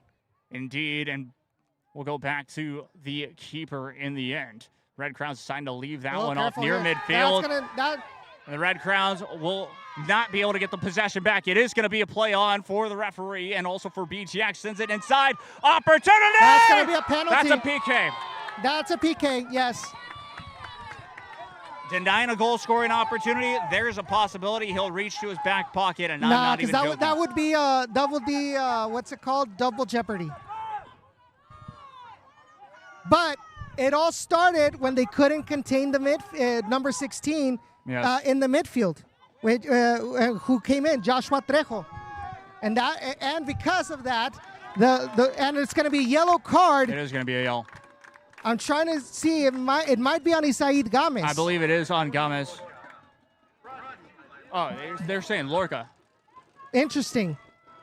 Oh, wait to make sure, of course, on that one we'll have all the stuff. But this is going to be big for Alberto Llanes, behind goal. Going against the momentum of the game, Indeed. BTX has an opportunity to equalize this before the half. Yes, has an opportunity to equalize here. We'll step up to the spot. The referee going back to will blow the whistle now. Steps up, takes it. It's in! 2-2. That was a very well taken penalty kick here from BTX. Number 9, if I'm not mistaken, Kevin Ochoa with the equalizer when everything was going in the Red Crown's favor, and this is going to be a hard hit on the momentum for the Red Crowns. Definitely will before halftime here. 2-2 all of a sudden, with the RGV Red Crowns, of course, having that type of momentum just stripped away from them. And so this is going to be an interesting, of course, second half. But what did we talk about in the pregame show? Minimizing the mental lapses. Exactly. And it just felt like that was too big of a lapse. Yes, he would have been one-on-one with the keeper either way. I'd rather not see that push than anything. Play is back underway, though, and this time the RGV Red Crowns will push forward to try and find the third goal of this match for the Red Crowns. Sends it all the way. That's going to be another corner for the RGV Red Crowns. Set piece opportunity once again. Yeah, and you have to give kudos to the referee for allowing the game to play on. Yes. Right? Because it was a foul there in the midfield against Joshua Trejo, right? But Joshua Trejo was able to get his foot and continue the play. Referee says, okay, play on. Indeed. Takes a couple steps back for Vicente Alvarez. Raises up his right hand. We'll send it into the box, and it's going to be cleared away just out of the final third. Vicente Alvarez trying to get there. Won't be able to. It's going to be a bit of contact inside the box and taken right back away by the RGV Red Crowns. Trying to set that one back up with a bit of muscling for the ball, to be exact. Trying to send the through ball. Will just be a little bit too far. Keeps it in play, actually. Cross inside the box. No one is there in the end. Cleared away by BTX. Meanwhile, 41 minutes into this match, it is going to be a throw-in for BTX. Set it up this time. 2-2 your score here in this first half It's been an interesting first half this time, and Jose Antonio will throw this one in. For BTX. Quickly throws it in. Taken right back for BTX SC. That one goes out of play, and it is going to be a throw-in for the RGV Red Crowns. And the thing about this game has been entertaining, Jacob, right? Indeed. But the biggest key here is that while BTX has not been dominating this game, has not had as many chances, has not been the best team on the field, they've been effective. And that has been the difference, right? And it's why they are still in this game. They have been effective with the few opportunities they have had on goal, right? And that is what the Red Crowns need to be careful. And that is why we stressed on the fact that they cannot allow themselves to create, these mental mistakes defensively. Indeed. Got muscled off the ball that time from Isidro Martinez, and all of a sudden, here comes BTX. Opportunity strike right on goal. It's going to be saved by Alberto Yanez. That was a good strike by Eric Coronado. That was actually going right on frame, but going straight to where Alberto Yanez was. Indeed. Trying to send that one forward. Here come the RGV Red Crowns breaking free. Has help. Through ball is going to be intercepted. Once again, cannot allow yourself to be down about that. Have to get ready for that next play. Still 50-50 challenge. Back one by the Red Crowns. Has help off that right wing. Will do exactly that. Will try to cross it. Actually takes a strike and just gets away from him this time. Vicente Alvarez is going to want that back. Indeed. That definitely was not going on frame. Just too high, too wide. But Red Crowns cannot get desperate this early. We still have a whole second half to get the lead back, right? Yes. And at this moment, the Red Crowns offensively, they have played well. They can't focus in on any mistakes that they made. They've played well. They've gotten 2 goals. They've created opportunities to score more, right? So they have to focus on the positive, continue what they're doing, right? And the third goal is gonna come to them. Oh, 100%. It is gonna be a throw-in. Isidro Martinez with it. We'll send this one forward. Trying to get help near the midfield to be exact. Being grabbed from behind. There, it's going to be a good challenge. Through ball still won by the Red Crowns. Trying to get it forward. Back to Rivera. Rivera trying to cross inside the box. Headed back. Vicente Alvarez! Ooh. Just goes over the goal. It goes. Goal kick for BTX. But again, the Red Crowns trying to find the back of the net here in this first half. Yeah, take a look at the replay right here. I believe that's Vicente Alvarez heads it to Diego Rivera. Gets across in, trying to find, looked like it might have been Isidro Martinez, right? That ball gets towards Vicente Alvarez, who has the confidence in himself to take the shot, but it doesn't go on frame. But that's another close opportunity as we're heading into the 45th minute. Another quick throw-in by the Red Crowns. Possession able to be won. We'll play it back. Has help off the left wing. We are just about to hit the 45th minute, probably around 3 to 4 minutes of stoppage time here in this first half. We don't have the board to tell us exactly how much, but we can just assume it'll be around that much with, of course, 4 goals being scored, plus the hydration break on top of that. And, of course, a couple of stoppages by BTX. Meanwhile, BTX will win the possession back, trying to get that one forward. That one does go out of play. It is going to actually be a free kick for BTX in a very dangerous. Yeah, and the Red Crowns need to understand that leaving Joshua Trejo man-to-man is going to be dangerous in open field. Oh, He's going to, especially when you pair him with a center back, they're going to be beat on speed. Right? Yes, you're going to look for numbers forward, but the defense needs to organize themselves where they're going to have a numerical advantage over Trejo. Instead, you're leaving him one-on-one, and that's going to be dangerous, forcing your center backs to create fouls and free kick opportunities for BTX. Indeed. Set piece opportunity about 40 yards out of the goal. Could decide to go for goal here as well for BTX. Referee blows a whistle. Sends it forward, goes for goal, and that's going to go into the stands. Goal kick for the RGV Red Crowns. Alberto Yanez will take his time. We'll just play it out wide to the right back this time. Sends it forward. Try to head that one back, and it is going to be intercepted by BTX. We're now in the 46 minutes as well. Just about to clear 1 minute of stoppage time out of most likely 4. Trying to send it forward. Take it. Good movement there. Tripped up by the ball. And BTX deciding not to go for the counterattack right off the bat. Will let his players catch up this time. Will be sent all the way out wide. And the offside flag does go up once again. BTX Soccer Club just cannot get that on their end. But play on, looks like. Yeah, definitely didn't take advantage of a moment of confusion from the RGV Red Crowns. Nobody had any idea to go and mark the player that had the ball, right? But they were a little bit too slow in building up that play, and that allowed the Red Crowns to settle right back. Just a 50-50 ball, muscled off the ball. That's going to be a free kick for the RGV Red Crowns. Nothing to it before that, just guarding his place. Completely fair, but the other one just a blatant foul, and could be another booking from the referee. Looks a little bit too calm to go for a booking, but yeah, that is a foul. And it is going to be a free kick opportunity in favor of the Red Crowns, and it's going to be Mundo Lorca to take it. Indeed, Lorca to take it. Referee making sure that it's going to be 10 yards back for BTX. Moving them back once again.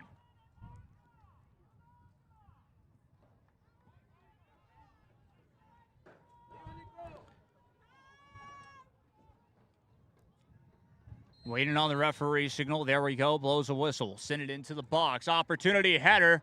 It's just going to go a little bit too far. And it is going to be halftime here 4 minutes later. And, well, interesting first half.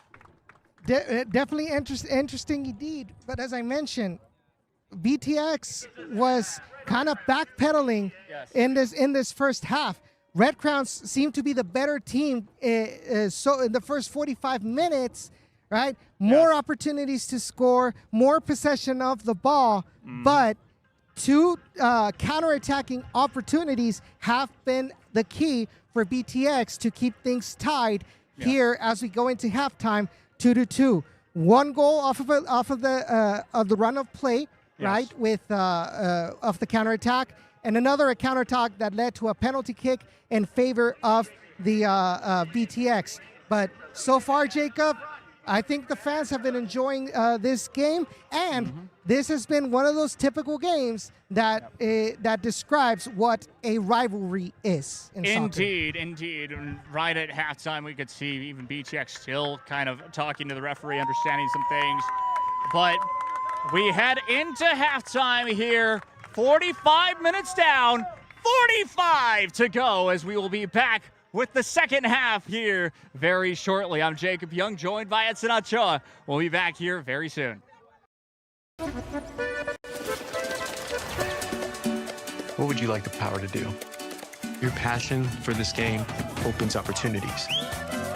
For them, for our local businesses. Got the new merch. Oh my goodness. For the community. Because when local businesses thrive, the community also thrives. Bank of America champions everyone who dares to ask, what would you like the power to do? That's the way we're going to run it. Excuse me, coach. Think I can help you with that. Who is this, coach? This is Leah Wise, the crash gal. She's a personal injury attorney and a proven winner. And the stats to back it up. I've won millions of dollars for injured clients all over Texas. We're lucky to have her on our team, and you would be wise to listen to her. Huh? All right, let's get down to business. Who's ready to win? Injured in an accident? Call Crash Gal today.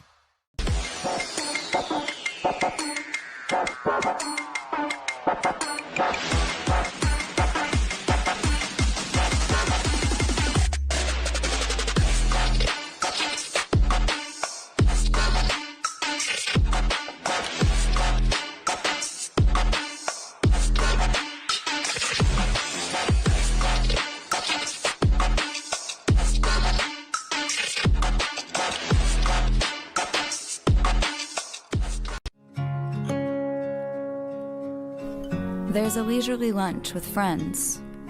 And then there's a 7-course gourmet tasting lunch with 7 perfect wine pairings aboard a fully restored 1915 Pullman rail car as it floats past rolling hills and rows of vines stretching out as far as the eye can see. Napa Valley. Live a little, or a lot.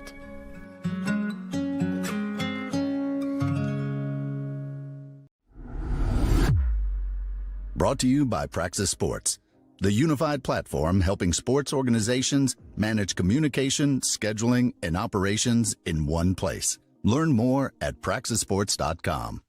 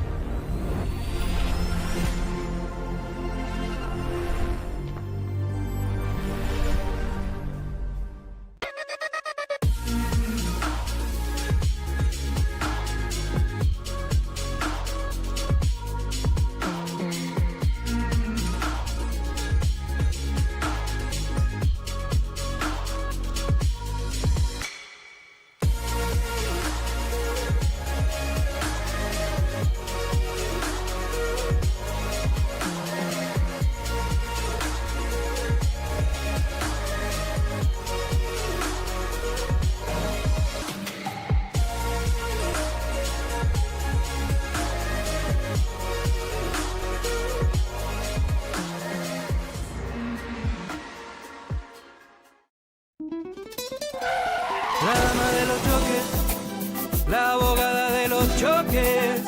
Si te chocan en tu coche, llama de día o de noche. After the accident that left her injured, Veronica's bills started piling up. And with insurance adjusters knocking at the door, Veronica begs the question. Can anyone help me?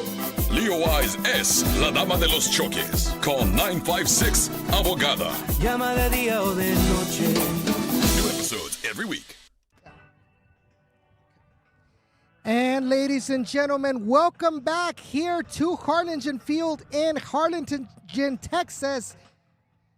We are currently in halftime here in the Battle of Highway 77 between the Rio Grande Valley Red Crowns and BTX SC with a 2-2 draw going into halftime. Let's take a look at some of the goals that happened here today. So first of all, we had BTX open up the scoreline here in this game off of a good goal off of number 25, Eric Coronado, opened the scoreline for BTX. Then a couple minutes later, it is the Red Crowns who will answer. Arnas Curaquinas gets to that ball first, crosses the ball to Johan Arevalo, puts that into the back of the net to put things level in the match. And then just a couple minutes later, Red Crowns turn the tables on BTX. Another cross here from Arnas Curaquinas. And once again, Johan Arevalo puts that ball into the back of the net. Another brace. And then just a couple minutes before halftime, it is BTX who equalized off of a penalty kick that is scored by number 9, Kevin Ochoa. And that is how it is currently here at Harlingen Field. Don't go away just yet. We'll be right back with all of the action of the second half here from Harlingen Field.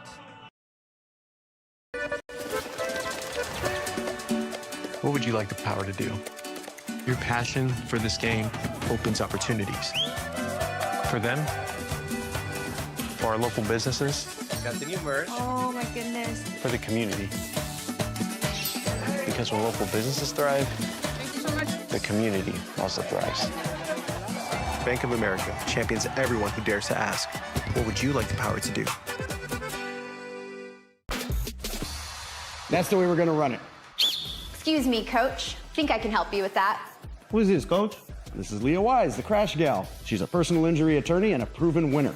And the stats to back it up. I've won millions of dollars for injured clients all over Texas. We're lucky to have her on our team, and you would be wise to listen to her. Huh? All right, let's get down to business. Who's ready to win? Injured in an accident? Call Crash Gal today.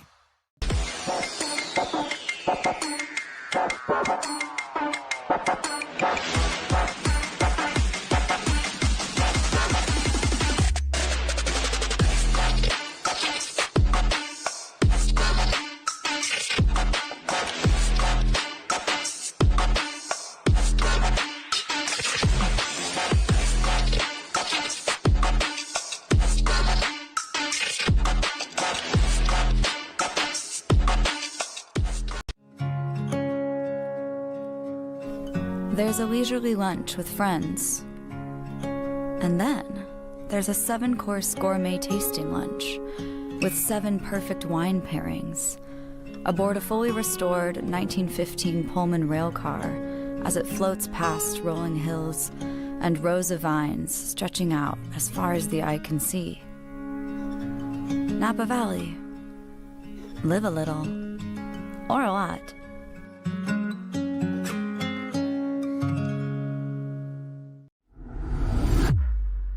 Brought to you by Praxis Sports, the unified platform helping sports organizations manage communication, scheduling, and operations in one place. Learn more at praxisports.com.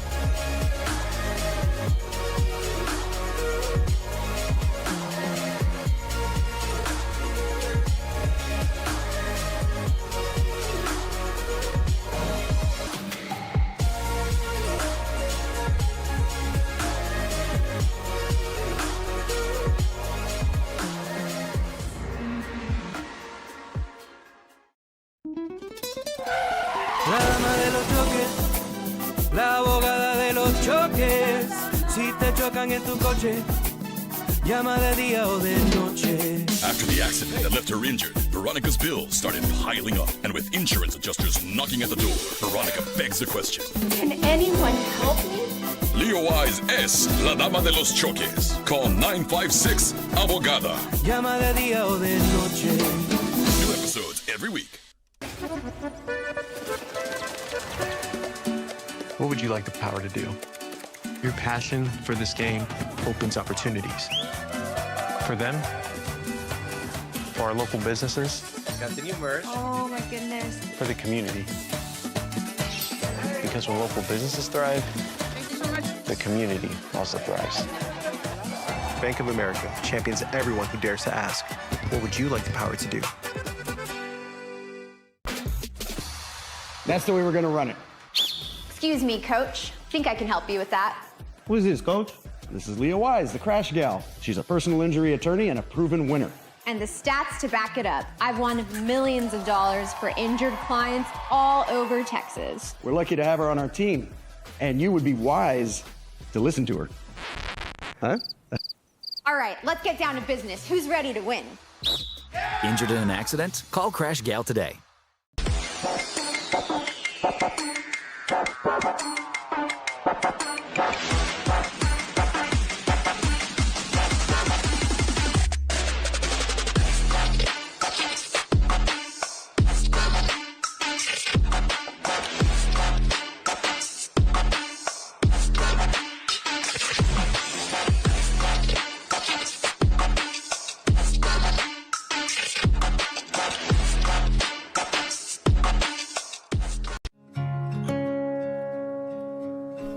There's a leisurely lunch with friends. And then there's a 7-course gourmet tasting lunch with 7 perfect wine pairings aboard a fully restored 1915 Pullman rail car as it floats past rolling hills and rows of vines stretching out as far as the eye can see. Napa Valley. Live a little, or a lot.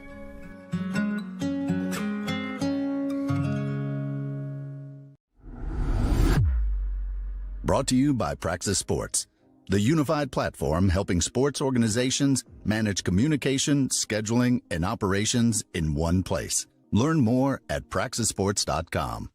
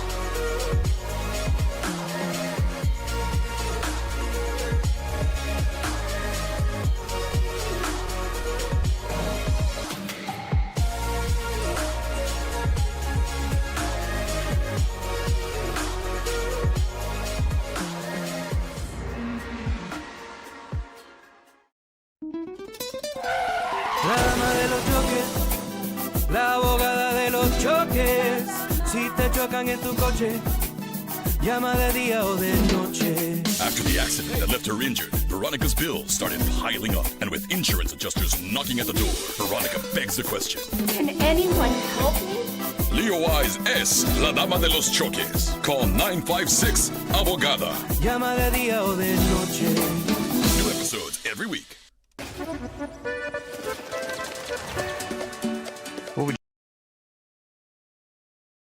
Back we go once again here from Harlingen Field. Both teams are back out onto the field, and it's what should be an exciting one. It's basically 0-0 at the half. Yes, 2-2 to be exact is your score line. The RGV Red Crowns, of course, will start off with possession and heading in the way of someone that we know and love. Can score goals that way. That's Vicente Alvarez. And Edson, what is your take for the second half? Well, my take for this second half is that the defense are going to have to pay a really close eye on number 16 for BTX SC, Joshua Trejo. Yes. He's caused a lot of danger, right? Yes. Led to the second penalty, right? Led to some counterattacks that could have been dangerous, right? But that's the biggest takeaway here. Offensively, keep doing what you're doing. Keep creating opportunities. Yes.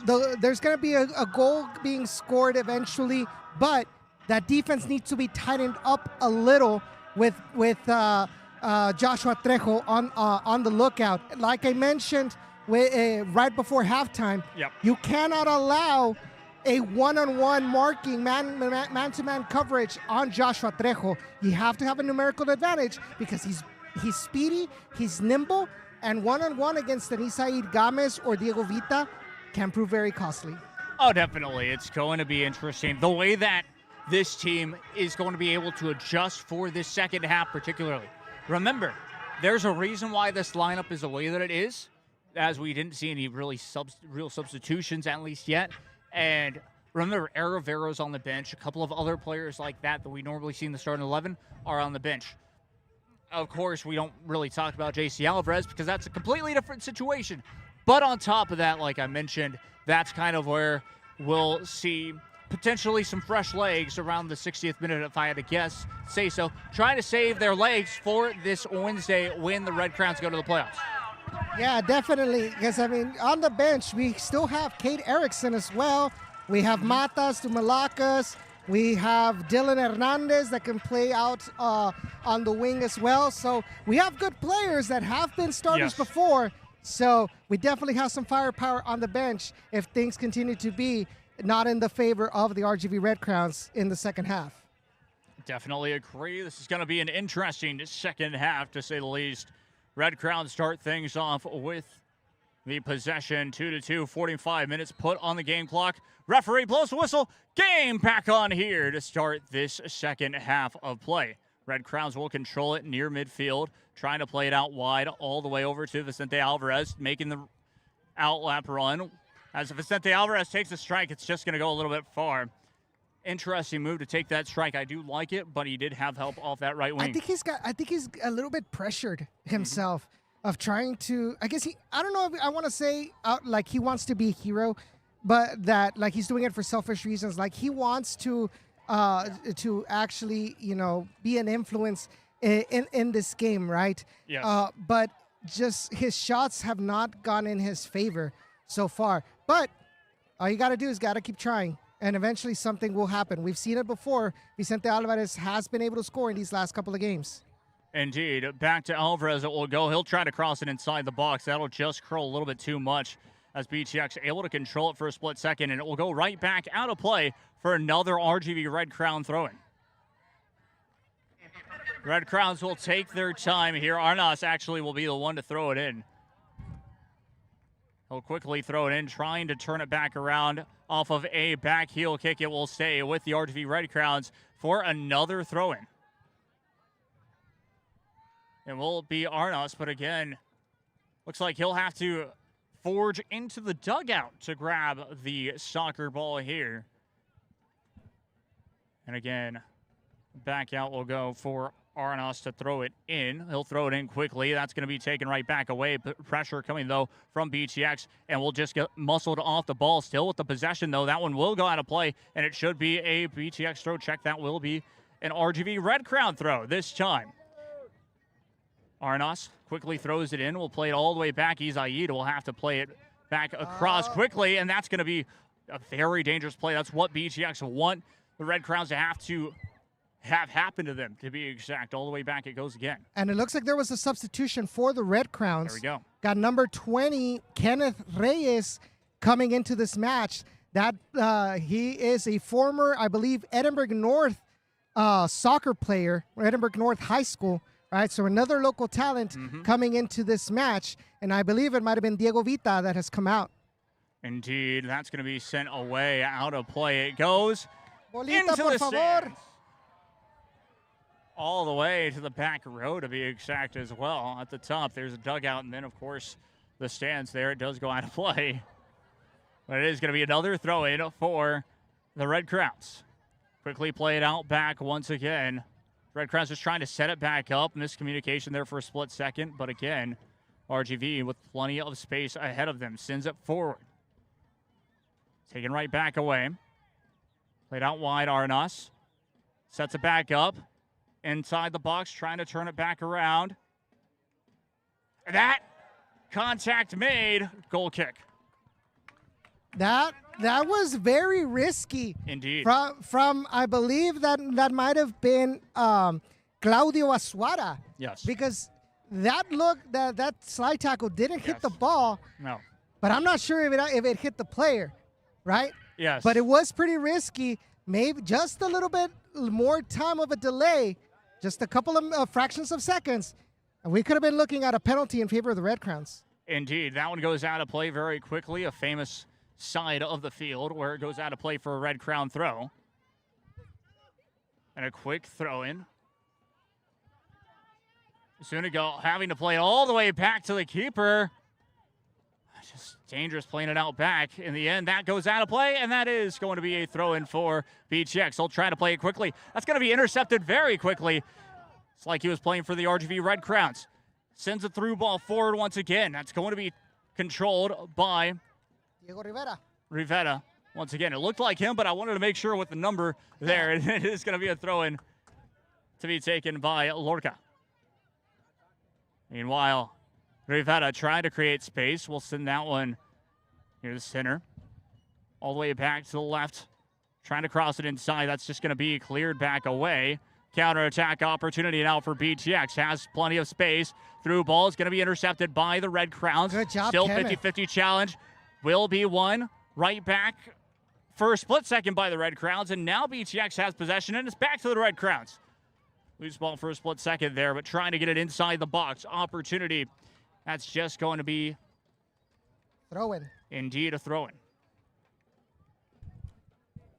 So far, Kenneth looks like he is locked into this game. Careful here. Yeah, indeed, trying to get it inside the box. Just not enough on the press. Takes a strike. It is going to be headed out. And indeed, another set-piece opportunity by the Red Crowns. It's going to be off the right corner flag, to be exact. Let's look at the play right there. Good cross in from Johan Arevalo, and that shot from Arnas Kunrakinas. That was going on frame, but the defender was there to hit it out. And here comes the corner kick. Alvarez, good ball inside. Headed back away. Contact inside the box for the referee. Did not like it, and it is going to be a free kick, BTX.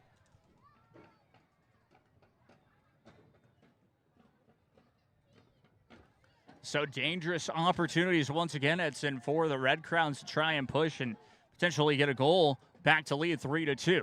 But this is what I'm worried about. Indeed, sent back away, and a great save by Yanez. Is it me, or is Isaid not confident enough to try to get the ball himself? He's not confident enough because they keep playing it back to the keeper, and it is scaring me a lot. But we've seen this happen time and time again with the RGV Red Crowns. It's going to be played all the way back to the keeper. On the other end for BTX, he'll take his time and will use up all of the 6 seconds allotted to him.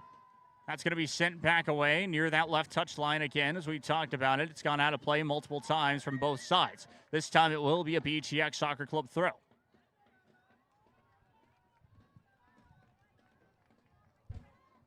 BTX, of course, we talked a little bit about this in the pregame show. A draw for them would bump them up to 3rd place in the standings. And it all depends on the Capital City Soccer Club and Austin United match, depending on how that happens, as that's going to be a throw-in for BTX. Yeah, good save there from Isaid Gomez. Now, sliding right before that ball goes out of the end line. And what could have been a corner is now just a throw-in. But we know that number 6, Jose Chavarria, can throw it in deep. Indeed, will take his time off of the throw-in. We'll try to make it a set-piece opportunity, backing up all the way as far as he could potentially go. Throw-in to be taken inside the box, headed back, it's still loose. And now will just be played out by the RGV Red Crowns. Vicente Alvarez trying to use his feet, able to do so. That is going to be a free kick. RGV Red Crowns in favor. Johan Arevalo pleading with the referee for a yellow card against the BTX defender, but the referee says that the calling the foul is going to be sufficient, and it's going to be a free kick opportunity for the Red Crowns. Edmundo Lorca, probably the player. Oh, going quickly. And we'll go quickly in the end as well. It caught me off guard as well, Edson. We'll try to send that one forward, but it looks like going quickly did not work out for the Red Crowns this time, just having to play it short. Back to Lorca it will go. We'll try to send it forward once more. Back to Vicente Alvarez, trying to go with the give and go. Just gets muscled off the ball. Referee says nothing to it, and we'll play back on. Here comes BTX, just muscled back off the ball. And the Red Crowns almost getting the possession back. Will be won by BTX again. Past midfield, and that's going to be almost intercepted by Lorca. That's going to be sent back away by the Red Crowns, though. Vicente Alvarez trying to win that one. The contact made. Referee says nothing to it. Play back on from behind, and the referee is going to play advantage off to the right wing. Takes his time. Trying to cut back inside the box. Went down a little too easily, the referee says, as we'll play back on. Sent back forward near midfield. Referee did not like that, and now we'll call a halt. And there is a potential talk. Indeed, red card. He is sent off. Red card for number 9, Kevin Ochoa. We'll need to see what exactly he is going to be called for. I think it might have been an elbow. We just missed it. But no, I think he said something because Kevin Ochoa was not part of that play. Oh, he did. Yes, indeed. We're getting word he may have put a hand to a face, a punch. Interesting. But are we surprised? No, we're not surprised at all. And this is going to be very interesting. Referee is now going to go to the sideline, Judge. He's looking at number 6 as well. So this is very interesting. Yeah, but that's because number 6, Echavarria, is arguing with the linesman as to why the red card was shown. But now this is an advantage for the Red Crowns. Can they make it happen? Can they make it work? Indeed. This time we saw him last week down a man. Now they're up a man. This could benefit them tremendously. Mundo Lorca pointing towards the left side. There's an extracurricular could still happening. Indeed. And it's very interesting. We'll play on, though, for the soccer match. So we came here to see a soccer match and not an arguing match. No, I was going to say, we're here to see a soccer match. The Lucha Libre match happened at halftime. It should not happen here on the field. Very true, indeed. Meanwhile, through ball, opportunity, sets it up, strike! Save, still loose! Tries to put it back away. Good double save there from Jose Moreno. What a save indeed. Offside flag went up in the end anyways, but what a chance for the Red Crowns again. Well, the thing I'm worried about, Jacob, is that because of this red card, and we're seeing that tempers are flaring in the BTX bench, that this is going to open up Pandora's box to more fouls, to more cheap shots from BTX. Potentially, but I think that's something that was said at halftime from RGV, is to keep their heads level. That was a bit of a tough play from behind the back, to be exact, as you said, but it is going to be a throw. And you see, Arnas, he's fine. He's just going to throw it in and move on with his day. Mm-hmm. Back it goes. Vicente Alvarez, smart pass that time, and here come the Red Crowns breaking out with the opportunity, having more space than they might have been used to. Sends a through ball forward. Well, there. And played all the way back to Zuniga. Check that. Isaid. Here comes Vicente. Now Vicente Alvarez.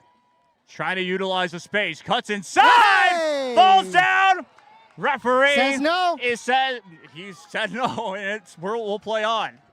Yeah, it looked like he let his body loose Exactly. when he felt contact from the defender. Yes. And so right now the referee is not in a buying sense at the moment. Yes. I'll definitely agree. It looked a little too easy to fall. We've seen that happen, I think, yesterday or a couple of days ago, and even in the U.S. men's national team match as well. I don't want to talk about that Balagun red. Oh, of course. No one does. All right, Nos will still throw it in, though, this time to Vicente Alvarez. Vicente Alvarez actually played back, and here we go. Opportunity for the Red Crowns. Deciding actually almost to take a strike. That was interesting, to say the least. It does go over the goal, though. I think he was trying to go for it to have like some sort of effect as we're going into the high substitution. No, 3 is what it looks like for the Red Crowns. No, it's for BTX. It is for BTX. I saw a couple lined up near the Red Crowns sideline. That's a Y, or Red Crowns side. And it looks like it is number 6 for BTX that is coming off of the field. So that's going to be it for Jose Antonio Chavarria, I think. Yes. Right? As I believe he's also on a yellow card, too. Yeah, and he has been pretty flared up. So the BTX coach is not going to take any risks to get another red card for dissent. And he's going to take him off. Now we'll see who will be coming in. And I don't think he's happy. Didn't even go and say hi to the player that will be taking his spot. Indeed. Referee will blow the whistle to restart play this time. 59 minutes into this match so far. So it is going to be number 3 coming in for BTX, Manuel Silva. Takes the save. Will throw it off to the left side. That's Yanez. Back, of course, over to the left. Here come the RGV Red Crowns now. Plays it short once again. Will send it far with the lazy ball. Almost works to Vicente Alvarez. Meanwhile, BTX will give it right back to the Red Crowns to set things back up. Has help. Deciding to strike for goal. Save. Ooh. By the keeper again. And going with the counter is BTX.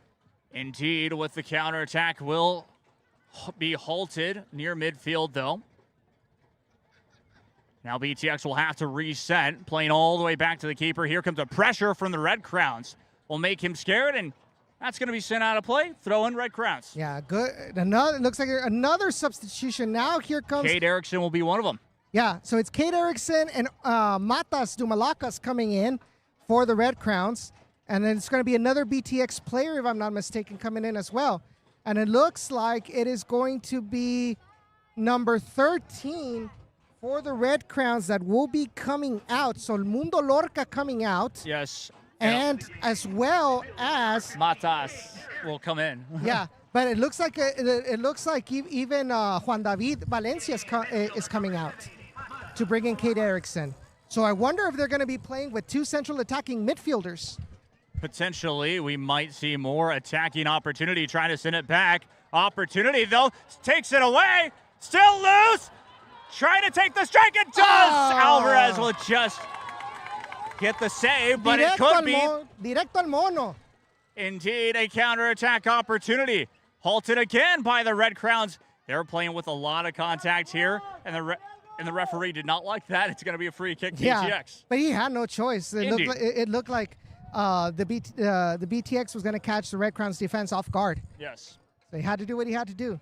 But it's interesting to see how Cade Erickson is going to be set up here in this match.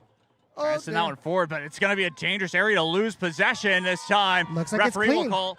Check that will not call a halt, and here we go. Red Crowns on the what break. a give and go.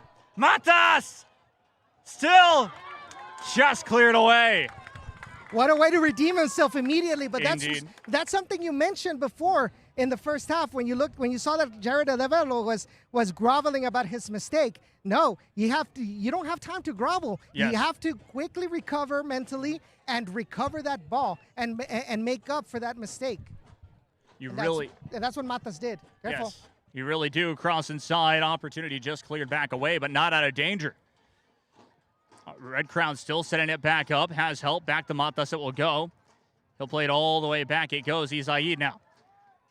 Gomez trying to send that one forward. It's going to be turned over.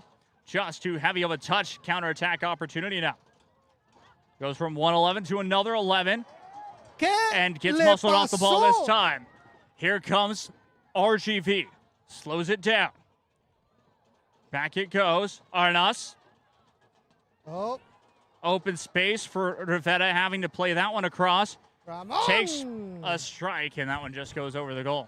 Well, he had the confidence to take the shot, but I feel like it could something more could have come out of this play. But now you're seeing that BTX has lost the midfield, right? Yes. So now there's a lot of space for Matas Dumalakas to dribble, try to find Cade Erickson, try to find out wide Diego Rivera. But you can see right there what the intent is for Coach Reina.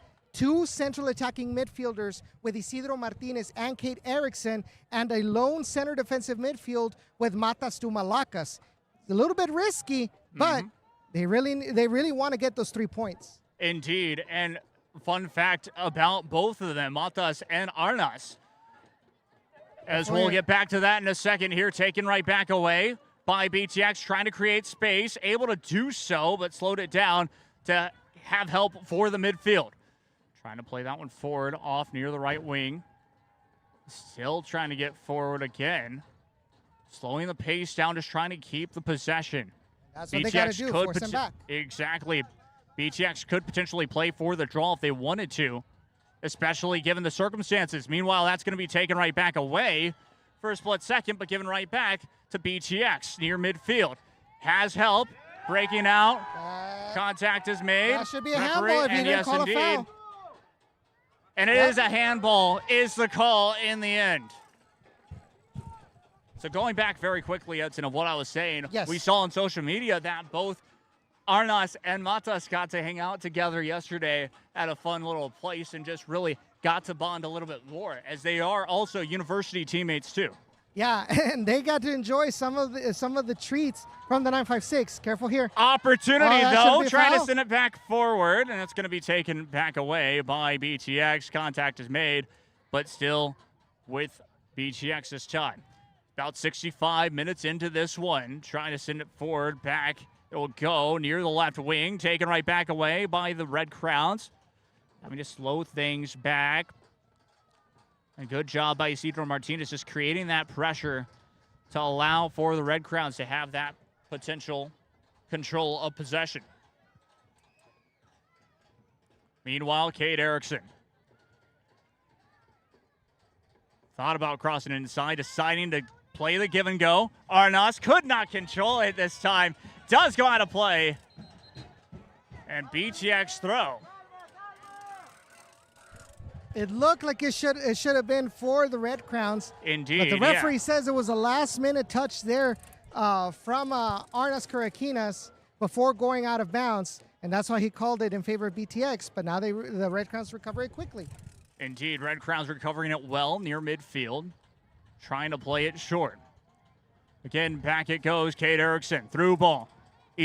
Check that. Vicente Alvarez trying to play it short, and now getting back around inside the final third, sets it back up, strike! Oh! Just over the goal it goes, over the crossbar, it stays 2-2. What a deflection. Just took a look at the replay. Good job here from Vicente Alvarez getting past number 3. That shot gets toward Isidro Martinez, and there is a last-minute deflection. Deflection is what caused it. I didn't see that deflection. I think it hit off on number 20. And so there you go. Another corner kick, this time off the right corner flag for the RGV Red Crowns. We'll send it into the box this time. A good service. Still loose. Off the volley. And it's going to be cleared away. But the Red Crowns are getting closer and closer. And it's time for a hydration break. So 2-2. It's in hydration break time. It's interesting to see how this will play out, considering, well, the Red Crowns, they have the momentum, they have the opportunities, have not struck, but it's still feeling like they're moments away from being able to do that. Well, right now at this point, all BTX can do, considering the fact that you're a man down, the momentum is in RGV's favor, the best thing that you can do is just try to hold on and see if you can hold on to this 2-2 draw and not allow another goal to be scored. Right now, your priority is not going to be to attack. If you are, try to go for a counterattack, trying to find Trejo, right? But your biggest priority right here, especially when you see that now that the Red Crowns have added numbers forward, do not allow the Red Crowns a clear opportunity on goal. Red Crowns have been knocking on the door so far. Been unlucky. BTX has positioned themselves well to get those deflections and get those shots away from the goal. Mm-hmm. But I feel like it's only a matter of time before RGV gets the third goal of the night. Yeah, it is only a matter of time for sure right now. But of course, this hydration break can change the momentum. Even though the Red Crowns will have the possession coming out of this, it's still going to be interesting because they feel like they're one play away from making that difference. As for BTX, it seems like they've calmed down a bit to really try and focus on potentially taking away an opportunity and potentially scoring down a man. Yeah, because they know that it doesn't benefit them to keep fouling, to keep getting yellows, to potentially get reds. It's not in their best interest. You're already down a player. Best thing to do, calm down, focus on what you need to do defensively, and make sure that you don't get a third goal scored, because right now you have a result that benefits you and jumps you up to third. Yes. And the Red Crowns are the ones that are supposed to be, have the urgency of going for the victory, right? Yes. So at this point, it's not about how tough you want to look yourself out there. It's about how smart, how intelligently can I play out there to make sure that I can limit the offense of the RGV Red Crowns. I definitely agree. Both teams back out on the field, and we're just about to get set. Referee blows the whistle. Back underway we go. Played back to Isaid Gomez. We'll set things back up. Red Crowns, of course, knocking on the door to finding that third goal here in this one. Play it back to Arnas. Arnas with the defensive. We'll have to throw it back in. There we go. But now you see that Arnes is a little bit freer to go up and help the attack. Why? Because he knows that that BTX, at least from that wing, they're not going to try to look for the attack there. Their biggest thing is try to find number 16, or in this case also number 7 for BTX. Indeed. Isidro Martinez now with it. Trying to send it forward. Again, trying to get to Cade Erickson. He just misses the touch. It is going to be cleared away by BTX. You can see they're kind of almost having to park the bus, BTX are, at the moment, as it is going to be another throw-in for the RGV Red Crowns. You can see how they're just staying at that midfield, to be exact, as they have kind of lost that midfield, as you mentioned earlier. Yeah, but that's the only thing they can do right now. That's the only smart thing to do. And it looks like they have kind of almost like a line of 5 at times in that back line. Indeed. Trying to play the through ball, trying to turn it back around, able to do so! Offside flag will go up. Good try there, trying to find Matas Tumalakas, trying to run behind the defender. Just may have run just a little bit too quick, and looks like there's going to be a goalkeeper substitution at this moment. Goalkeeper substitution for BTX, which is interesting because really there was nothing wrong with the way that he was goalkeeper. He's made a couple of saves. Very so impressive. I don't understand on the perspective why they would substitute the keeper. Yeah, he hasn't taken a hit or anything like that, but we'll see if that could be the difference maker for the RGV Red Crowns to sneak one in, considering, well, sometimes a goalkeeper is a backup for a reason. Back to the action in front, though. I think the biggest key here is, as you can see right away, that this keeper has better leg strength for those long balls, long passes. So I think that might be the reason why they're bringing in this goalkeeper. Try to find, like I mentioned, those counterattacks directly from the keeper. I did notice that as well. And right as you said that, I was like, I just thought to myself, oh, you're right, because he was able to get it past midfield for a split second. So that could be the reason why, just trying to clear that one away. Meanwhile, though, long strike is just going to miss it wide right of the post, as the Red Crowns are just trying to build up on the attack. Yeah, but you can't allow yourself to cloud your mind. You still plenty of time. Well, less than 20 minutes, right? You have more of the opportunities on goal so far. Yes. You can't get desperate. You can't allow yourself to get desperate and try to get a shot just for the sake of getting a shot and finishing up the play. You have to play real smart if you want to be able to get a third goal. Indeed, this one will be sent back away near midfield. A reminder, if this situation does hold up, BTX would move to third. We would, of course, have to wait on the Capital City Austin United match. If Capital City were to win that one, well, we'd be back here at Harlingen Field to watch this match for the third time. Could potentially happen if we find ourselves with a third goal for the RGV Red Crowns as well, and they become victorious. Meanwhile, though, just trying to get inside that final third, played back for a split second, taken right back away by BTX, and in that final third, the park and the bus situation for the BTX have worked out a treat. We sent back away, though. A reminder, BTX are playing with 10 men after a send-off early in the second half. Correct. It was number 9, Kevin Ochoa, that was sent off by the referee just a couple of minutes ago, maybe like 10 minutes ago. Indeed. Trying to still create some space. It's Johan Arevalo trying to wait for that move, able to do so. Back to Cade Erickson off that right wing, trying to play the through ball. Vicente Alvarez almost gets there. It is going to go out of play, and it is going to be a corner kick set piece opportunity for the RGV Red Crowns on the right. But you can see that this goalkeeper doesn't have the same confidence. He could have easily scooped that ball up, right? But instead decided to clear that off for a corner kick. Indeed, raises up both his hands, sends it into the box. This is a good one. Headed loose. Keeper just makes the save in the end with a lot of contact. Send this one forward, and it is going to be back to the Red Crowns having that possession. Sent over to no man's land, not a miscommunication there between the goalkeeper and number 25 for BTX. Careful here. Meanwhile, opportunity. It's going to be deflected out for another Red Crown corner off that right corner flag again. Substitution. Substitution here. We'll get you to it in a minute. Meanwhile, Vicente Alvarez setting up for it.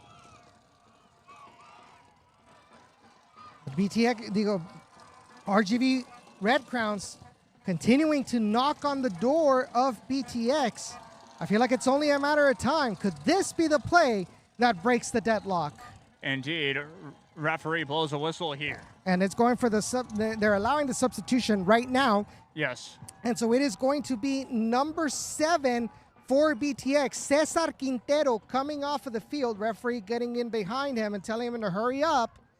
Right? And we have a final really quick. Sorry, Edson. But Capital City beat Austin United 11-0.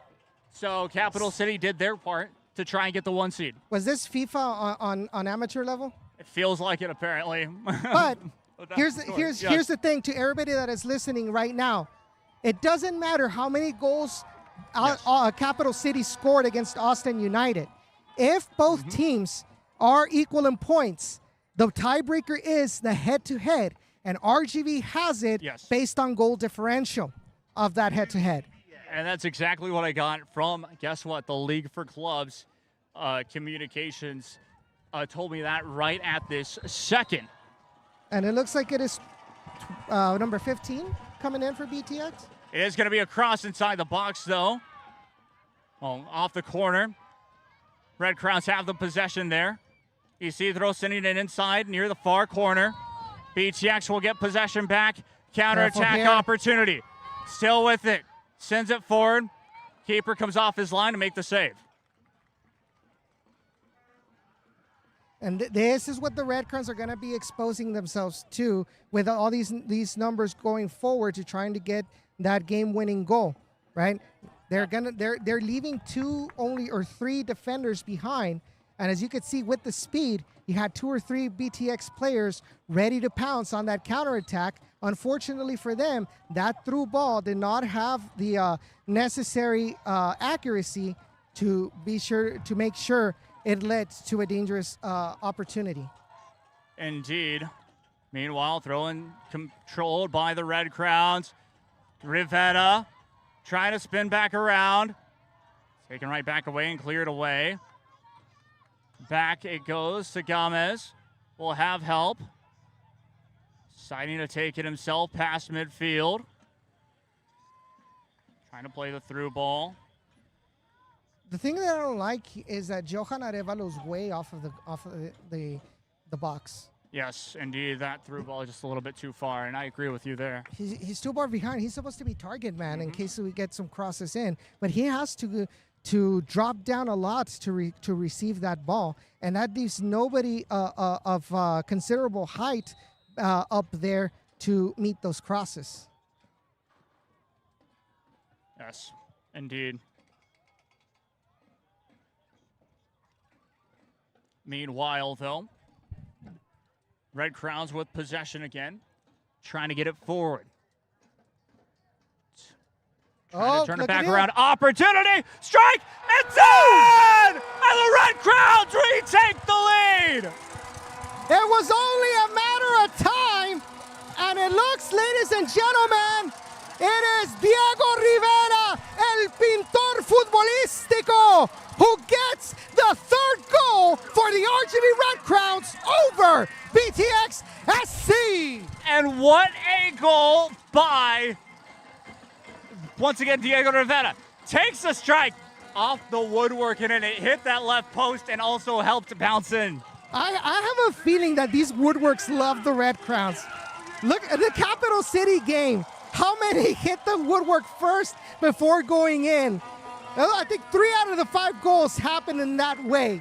Yes. And here, this goal by Diego Rivera, oh man, that is going to release a lot of pressure from the Red Crowns. And now, with BTX having made defensive substitutions, how are they going to react to be able to get the win once again? And let me remind you, if this score were to finish off after the 90 minutes, RGV Red Crowns will be first place in the South Texas Conference what will not change is that our first matchup in the playoffs will also be against BTX SC.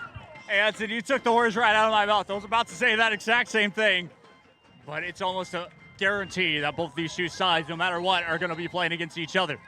So, very exciting. Played all the way back, and here we go. Back Looks like underway. they're going for Hail Marys. Look. Indeed, and I wouldn't blame them. 20 minutes left to play here in this one. 10 minutes, actually. So they have 10 minutes. 10 minutes for the Red Crowns to be able to hold on to this lead or amplify it even more. Yes, indeed. Got a little bit ahead of myself. But Careful. on the off chance that could be strike. Ooh.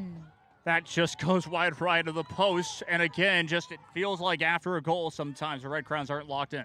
Yeah, we've seen that multiple times, right? Where they're caught up in the moment that they score that they don't lock in, and leaves them exposed to making some mental errors.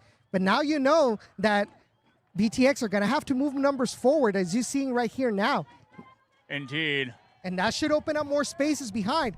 Now, remember, before the goal, BTX was almost playing at times with a line of 5. Mm-hmm. Now, if you can see right now, they have pretty much a line of 3 with the outside backs moving forward, trying to put up the pressure. Indeed, and just in case anyone was wondering, Dylan Hernandez is now in this match. Okay, so Dylan Hernandez is probably come in for Diego Rivera. That would probably be the case. We'll make sure about that in a second, though. Meanwhile, the Red Crowns, can they put the finishing touches on this match? Is that one sent back away near midfield? Red Crowns still trying to control the possession near midfield again, but it is going to be BTX this time winning that. Slows it down, trying to play it forward, able to do so. It's going to be behind the back heel there. And a great job by the Red Crowns to get out of that situation, even though they just lost it off that left touch line for themselves. Yeah, but the biggest thing is you need to control and minimize the dangers from number 15. Indeed. Meanwhile, off the through ball, has an opportunity. No, sets he's it down. up, and that And the referee has waved it is saying on. get up. Interesting. Ooh, the fans aren't liking that. Fans not liking that at all. Meanwhile, BTX with possession. See what happens here. Sends it forward. A long ball near that left touch line for themselves. It's going to be a 50-50 challenge, and the referee will end up calling that is definitely. I'm looking at the replay right now. That definitely should have been called. Yeah. A PK. It definitely should have. It's interesting to look at both of from the PK called on that side in the first half to, of course, PK not being called, keeper all the way off his line. He wants to take that kick. That's exactly why. And the now coach says no, get back. Send it forward. That's going to be inside the box. Easy for And Yanez with the save. He'll fall to the floor for the time being. We'll roll it out to the left back. Slowed down. Back it goes.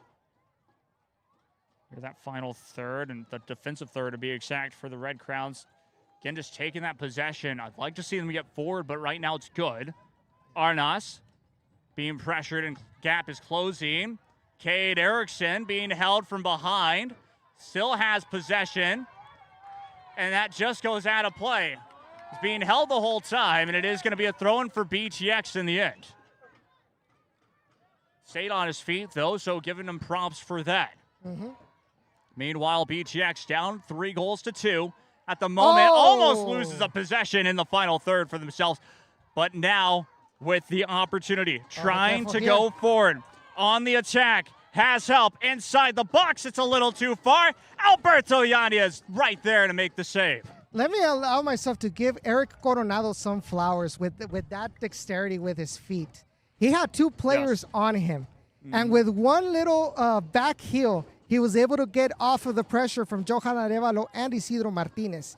That takes a lot of guts from a center back. Indeed, Isaid Gomez actually had to play that one forward, and it's going to be back to Alberto Yanez. He'll play it all the way back to Isaid. Gomez takes his time. We'll send this one forward. Near midfield, still loose. Watch that a little shoulder. bit of a push in the back. The Red Crown's able to win the possession back, playing it out wide. Your left touch line sends that one forward once again. Red Crowns will be able to control Offside. possession. Hey! And that's going to be a dangerous challenge from behind. And that is offside. going to be offside in the end. But that is a cheap. That was a cheap shot from the BTX defender. Constantly, BTX are making those types of fouls after the fact, even when the whistle is blown. It's horrible. It's just not the way that anyone should be playing soccer at all.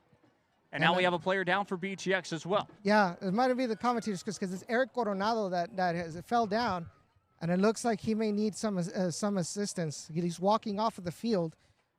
I'm not sure if that's going to force a substitution for BTX. It looks like it is. Yeah, that's what it looks like indeed. He'll be sent off. I don't know if BTX, yes, indeed, they'll be playing with 9 men, yes. 8 field players and a goalkeeper, to be exact. Well, I think he might be waving. Hold on. Okay, no. Referee blows a whistle, so we're back underway. Okay, now he's waving the substitution in. And now the substitution will get to come on the field. It's number 12 for BTX that is coming into the match. Indeed. Little ball that time, but the Red Crowns able to win the possession near that left wing. Still with it. Ahead. Through ball. Erickson just could not control it. Something right after. But that's the key. Good job there by number 3 for BTX. Never gave up on that play, right? Cade Erickson thought he was alone, never noticed that he had number 3 coming in back of him and was able to get around him and get the possession. Now, was that an intentional pass on the goalkeeper?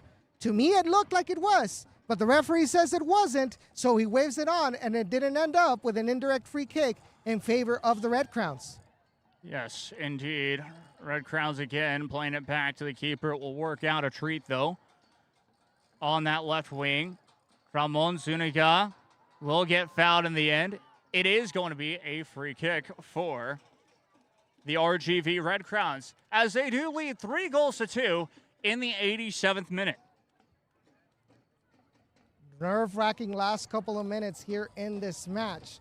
While the Red Crowns have had more of the possession, it has been those counterattacks that just you don't want to, but it has to keep you on your heels because you never know what might happen.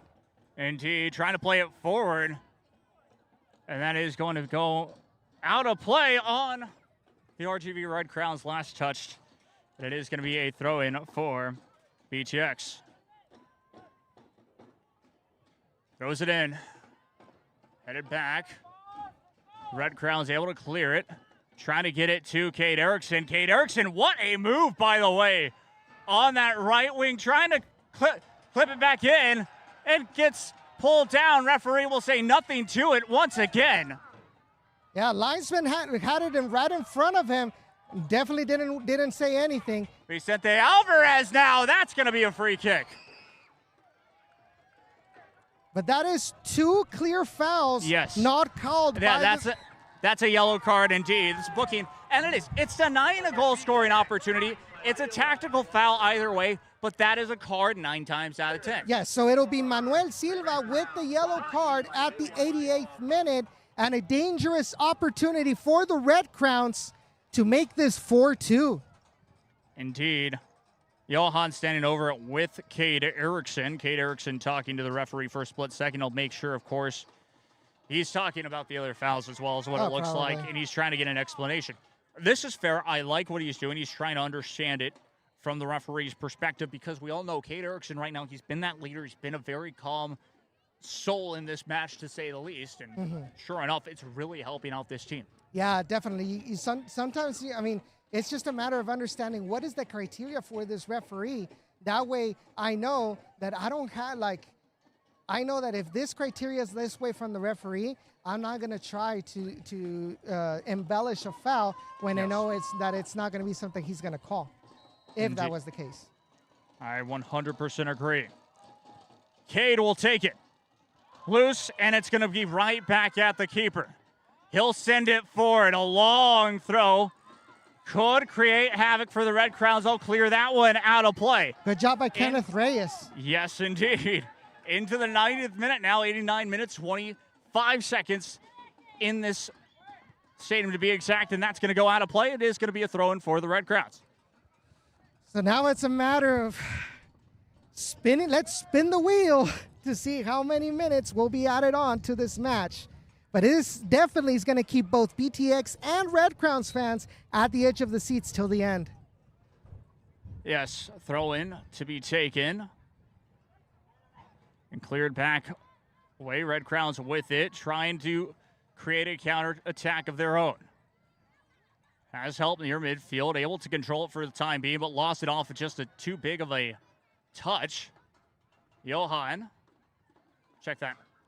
Alberto Yanez will control it. He's right there. And throws it quickly. Played back once again.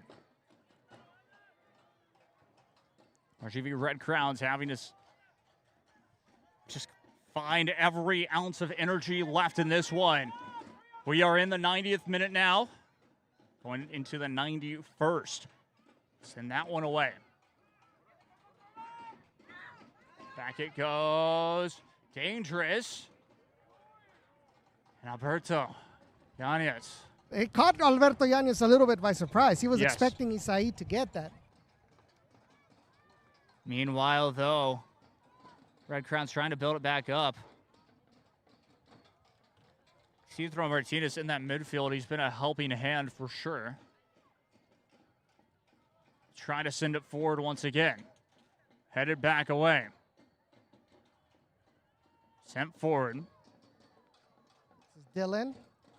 Oh, good. Opportunity cross inside the box is going to be blocked. And what there, a and that slide goes out of play. there. What a slide challenge indeed. Got all ball. Just goes out of play.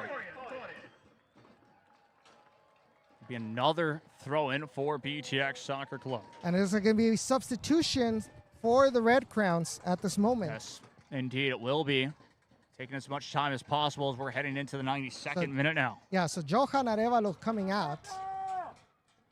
So I wonder who will be coming in for the Red Crowns just to hold on, waste a couple of seconds in these last couple of moments of this game. Indeed, the last two times, or the last time that these two played against each other over Number the 18 other place. coming in.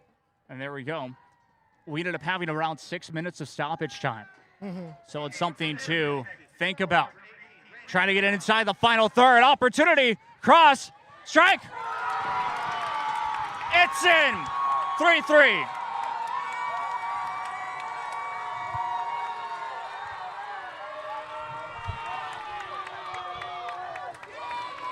How many times have we talked about the defensive mistakes, paying attention?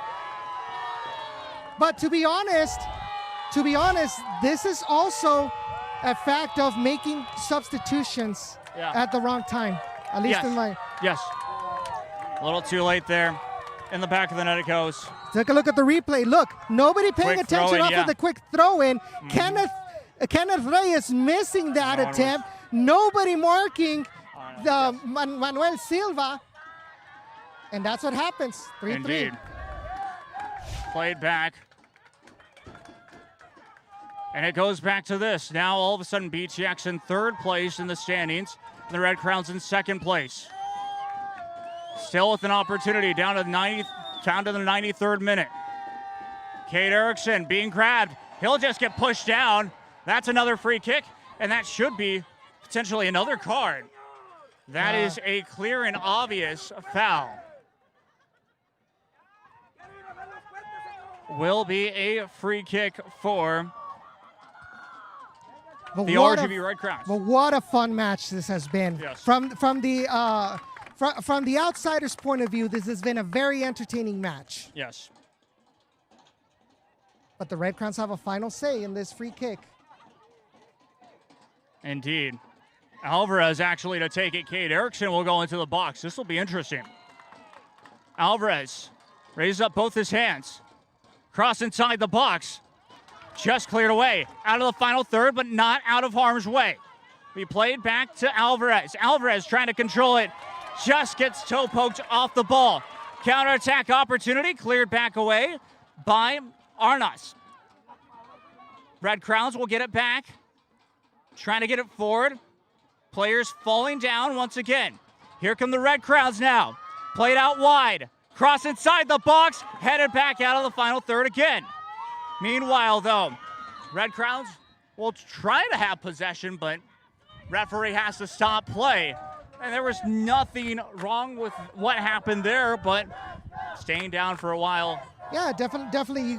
You waste some minutes. You stop the momentum from the Red Crowns, right? Yes, indeed. And we're looking at probably going over to 98 now is what it seems like. Yeah, definitely. But I am definitely not. I'm not. This is not the result that the Red Crowns wanted. No. Right.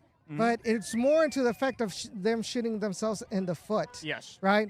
Because overall, Red Crowns were the better team. Indeed. In this match. But this game, as you know, Jacob, this isn't about who's the best. This isn't about who has more shots on goal. This isn't about who has more possession. Yes. This is about how many times did you put the ball in the back of the net. And yes. And the 3 chances that BTX has had to put in the back of the net, they've done so, right? That is what Coach Reyna's going to have to look at going into the playoffs. Yes. But it's unfortunate that, once again, the Red Crowns cannot maintain their concentration for the full 90 minutes against BTX. Indeed, but this is going to be a cross inside the box, headed just back away. Still controlled by the Red Crowns, takes a strike. It's going to be saved, picked up easily by the keeper. Now into the 96th minute we go. He'll take his time. We'll send it forward. As, of course, we had our allotted stoppage time. The only difference, of course, is that with the injury that took about a couple of minutes, we have ourselves at least 2 more minutes left. Oh, that's it. The referee's going to call full time.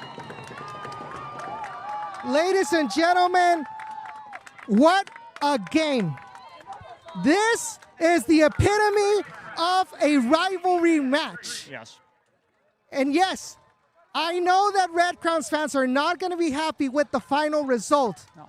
But let's be honest, as a fan of the sport, as a fan of what seeing rivalry matches, a Real Madrid-Barcelona, Tigres Monterrey, Chivas America, USA versus Mexico, this is the epitome of rivalry. This is what's going to write stories. This is what's going to forge this bitter rivalry between RGV Red Crowns and BTX SC. But Jacob, unfortunately, that is twice in a row where BTX has gotten away with it. 100%. Gotten away with it tremendously. I mean, let's look at the first half once again. It's just opportunity. Red Crowns misjudge it. PK puts it away in the back of the net. Here's the thing. RGV Red Crowns had a man advantage too in this time. It looks like man advantages are slowly but surely we've had 2 in the past 2 matches. Looks like the team that's down a man has the advantage 9 times out of 10. I don't think it's per se. It's a matter of having less players on the field is an advantage. This is really more on the team not being focused, and paying attention when BTX is going to go quickly. That's exactly what happened. Yeah. Right? This isn't a matter of, playing with 10 men is better than playing with 11. It's not that. Because the Red Crowns were able to get, after the red card, the Red Crowns had more shots on goal. Yes. They ended up getting the 3rd goal, right? The problem is the Red Crowns defense did not pay attention and just disorganization back there that allowed Manuel Silva to be open to put that ball into the back of the net. That's all it is, Jacob.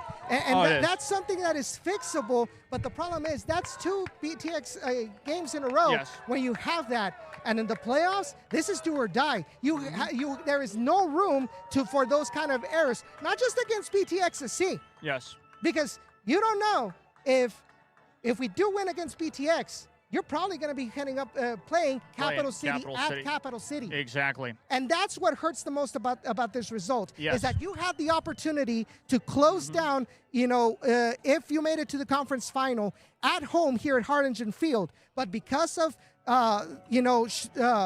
mental mistakes by the defense, now you let that go. And now, if you do make it to the final, you're more than likely going to have to play Capital City at Capital City, which wouldn't go well the last time we went over there. Yeah, exactly. It was a 2-1 defeat on the road at Capital City the last time these two sides played against each other there. And yeah, it's interesting to say the least, the way that the RGV Red Crowns had that opportunity to get the victory. Just did not happen in the end. But ladies and gentlemen, God bless America. Indeed. Happy 4th of July here in the United States of America. But I understand your frustration, Jacob. I understand the pain going through. Don't get me wrong, I feel it too. But I would have thought that result at BTX was going to be a wake-up call for this defense. Now, my question is, knowing what was at stake tonight, why were those changes in the back line made? That's my biggest question. Yeah, it was so late on the changes. That was very interesting, to say the least. That was a quick fireworks show. But it's interesting. It's interesting, to say the least, because just that move alone, not to mention you're up, you have an opportunity, you know it's going to be a long thing. I thought it's in the first time that the RGV Red Crowns played against BTX, that was going to be the turning point for this team, and it seemed like it. That's the frustrating part.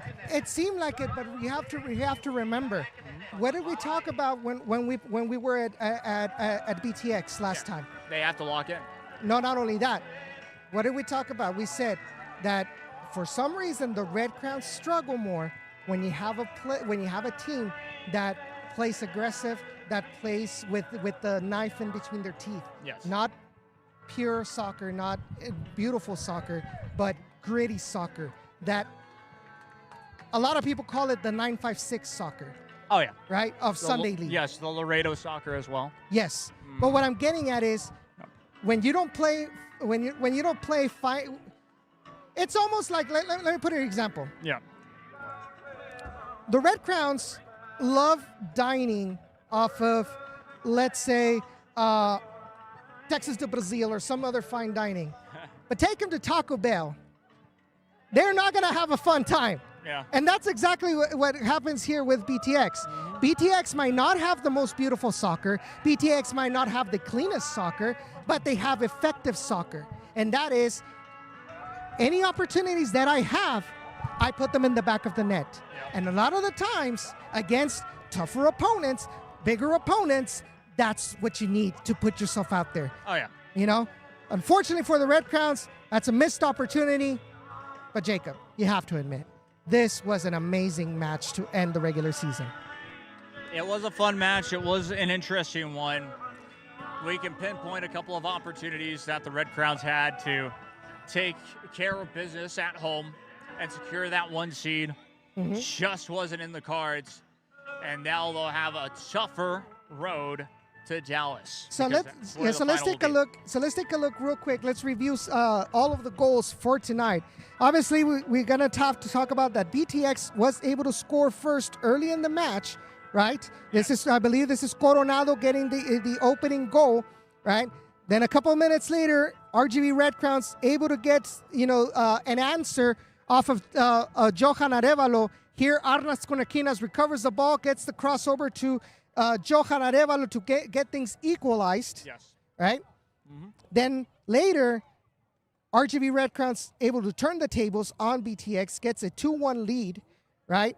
Off of Johan Arevalo once again. And when we thought that we were going to go into halftime with the lead, another mistake leads to a penalty kick in favor of BTX. And this time, BTX is able to put this into the back of the net to make things 2-2 going into halftime.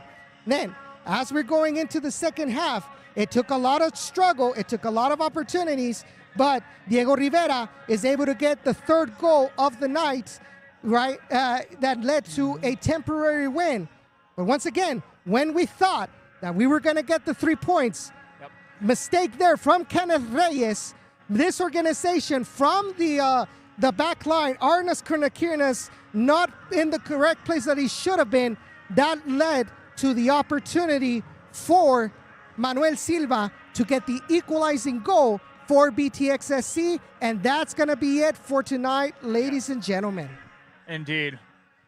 Well, Wednesday back home for what could be the final time of the season in 2026 heads in, because of just the way that the playoffs will most likely unfold. Even if the Red Crowns win on that Wednesday, there's a good chance they won't be back home for the rest of the season. Yeah, and let's be honest, deep in the back of your mind, we probably have that thought of, what if BTX gets away with it a third time? Yeah. Remember, the way that BTX will get away with it a third time is bring it into extra time. Because now it's playoff soccer. You have to have a winner. You cannot have a tie in the playoffs, and that's for sure. With the result of Capital City 11-0, that means, yes, BTX moving to third place, and that means the Red Crowns slip into second place with, of course, that draw here today. So yeah, so let's take a look real quick. Just it's not going to be on screen. It's not going to be up to date, but I can tell you based on that where the final, what the final result standings are going to be. Let's take a look quickly right there. All right, let me hide the lower third. All right, so with this result, as Jacob mentioned, Capital City SC will move up to first place of the South Texas Conference with 25 points and a 27 plus 27 goal difference. RGV Red Crowns will fall down to second place with 23 points. Brownsville SC will be jumping up to third place, right? With this result equalizing with 12 points with Central Texas Coyotes. We'll have to double check what the head-to-head winner is between BTX and Central Texas Coyotes, right? Because that could be the difference. That could actually mean, we'll have to double check that, but that could actually mean, based on head-to-head, that we may end up playing. Once again, I have the official situation. This is from the League for Clubs head. But yes, since it's the draw, if there's a draw or BTX win, RGV are the 2 seed and BTX are the 3. Okay, so that's official then. All righty then. So you heard it from the League for Clubs. BTX will jump up to third place with this draw. And come Wednesday night, we will be back here at the Nest to take on BTX once again, hoping that they don't get away with it for a third time in a row. But Jacob, let's get out of here. Let's go ahead and have a chat with Coach Reyna and see what he has to say about this match. Indeed. Well, full time from none other than Harlingen Field. We'll be back here Wednesday. But until then, what a fun one. The final 3-3, your score. The RGV Red Crowns will take on BTX Soccer Club this next Wednesday for the first round of the playoffs. But until then, I've been Jake Young with Edson Ochoa, and Jesse has our camera up. We'll see you all very soon. Take care. For the time being, trying to send a through ball. And now the Red Crowns will be on the defensive side. Careful. Still loose. Giannis steps up. It's in the back of the net. 1-0. BTX takes the lead early. Throws that one in once again. Played back, trying to send it forward off near the right wing. Able to get there in time. Still in play. Played back, sets it up. Strike. It's in! 1-1. Up by the Red Crowns, but one back. We'll try to send it forward. Play on will be for the referee. Trying to send it back inside the box. Opportunity! Go! It is in! And I think that is Arevalo! Johan! The referee going back to will blow the whistle now. Steps up, takes it. It's in! 2-2. That was a possession again. Trying to get it forward. Oh, turn it look back at him. around. Opportunity. Strike. It's on! And the Red Crowns retake the lead. Stoppage time. So it's something to think about. Trying to get inside the final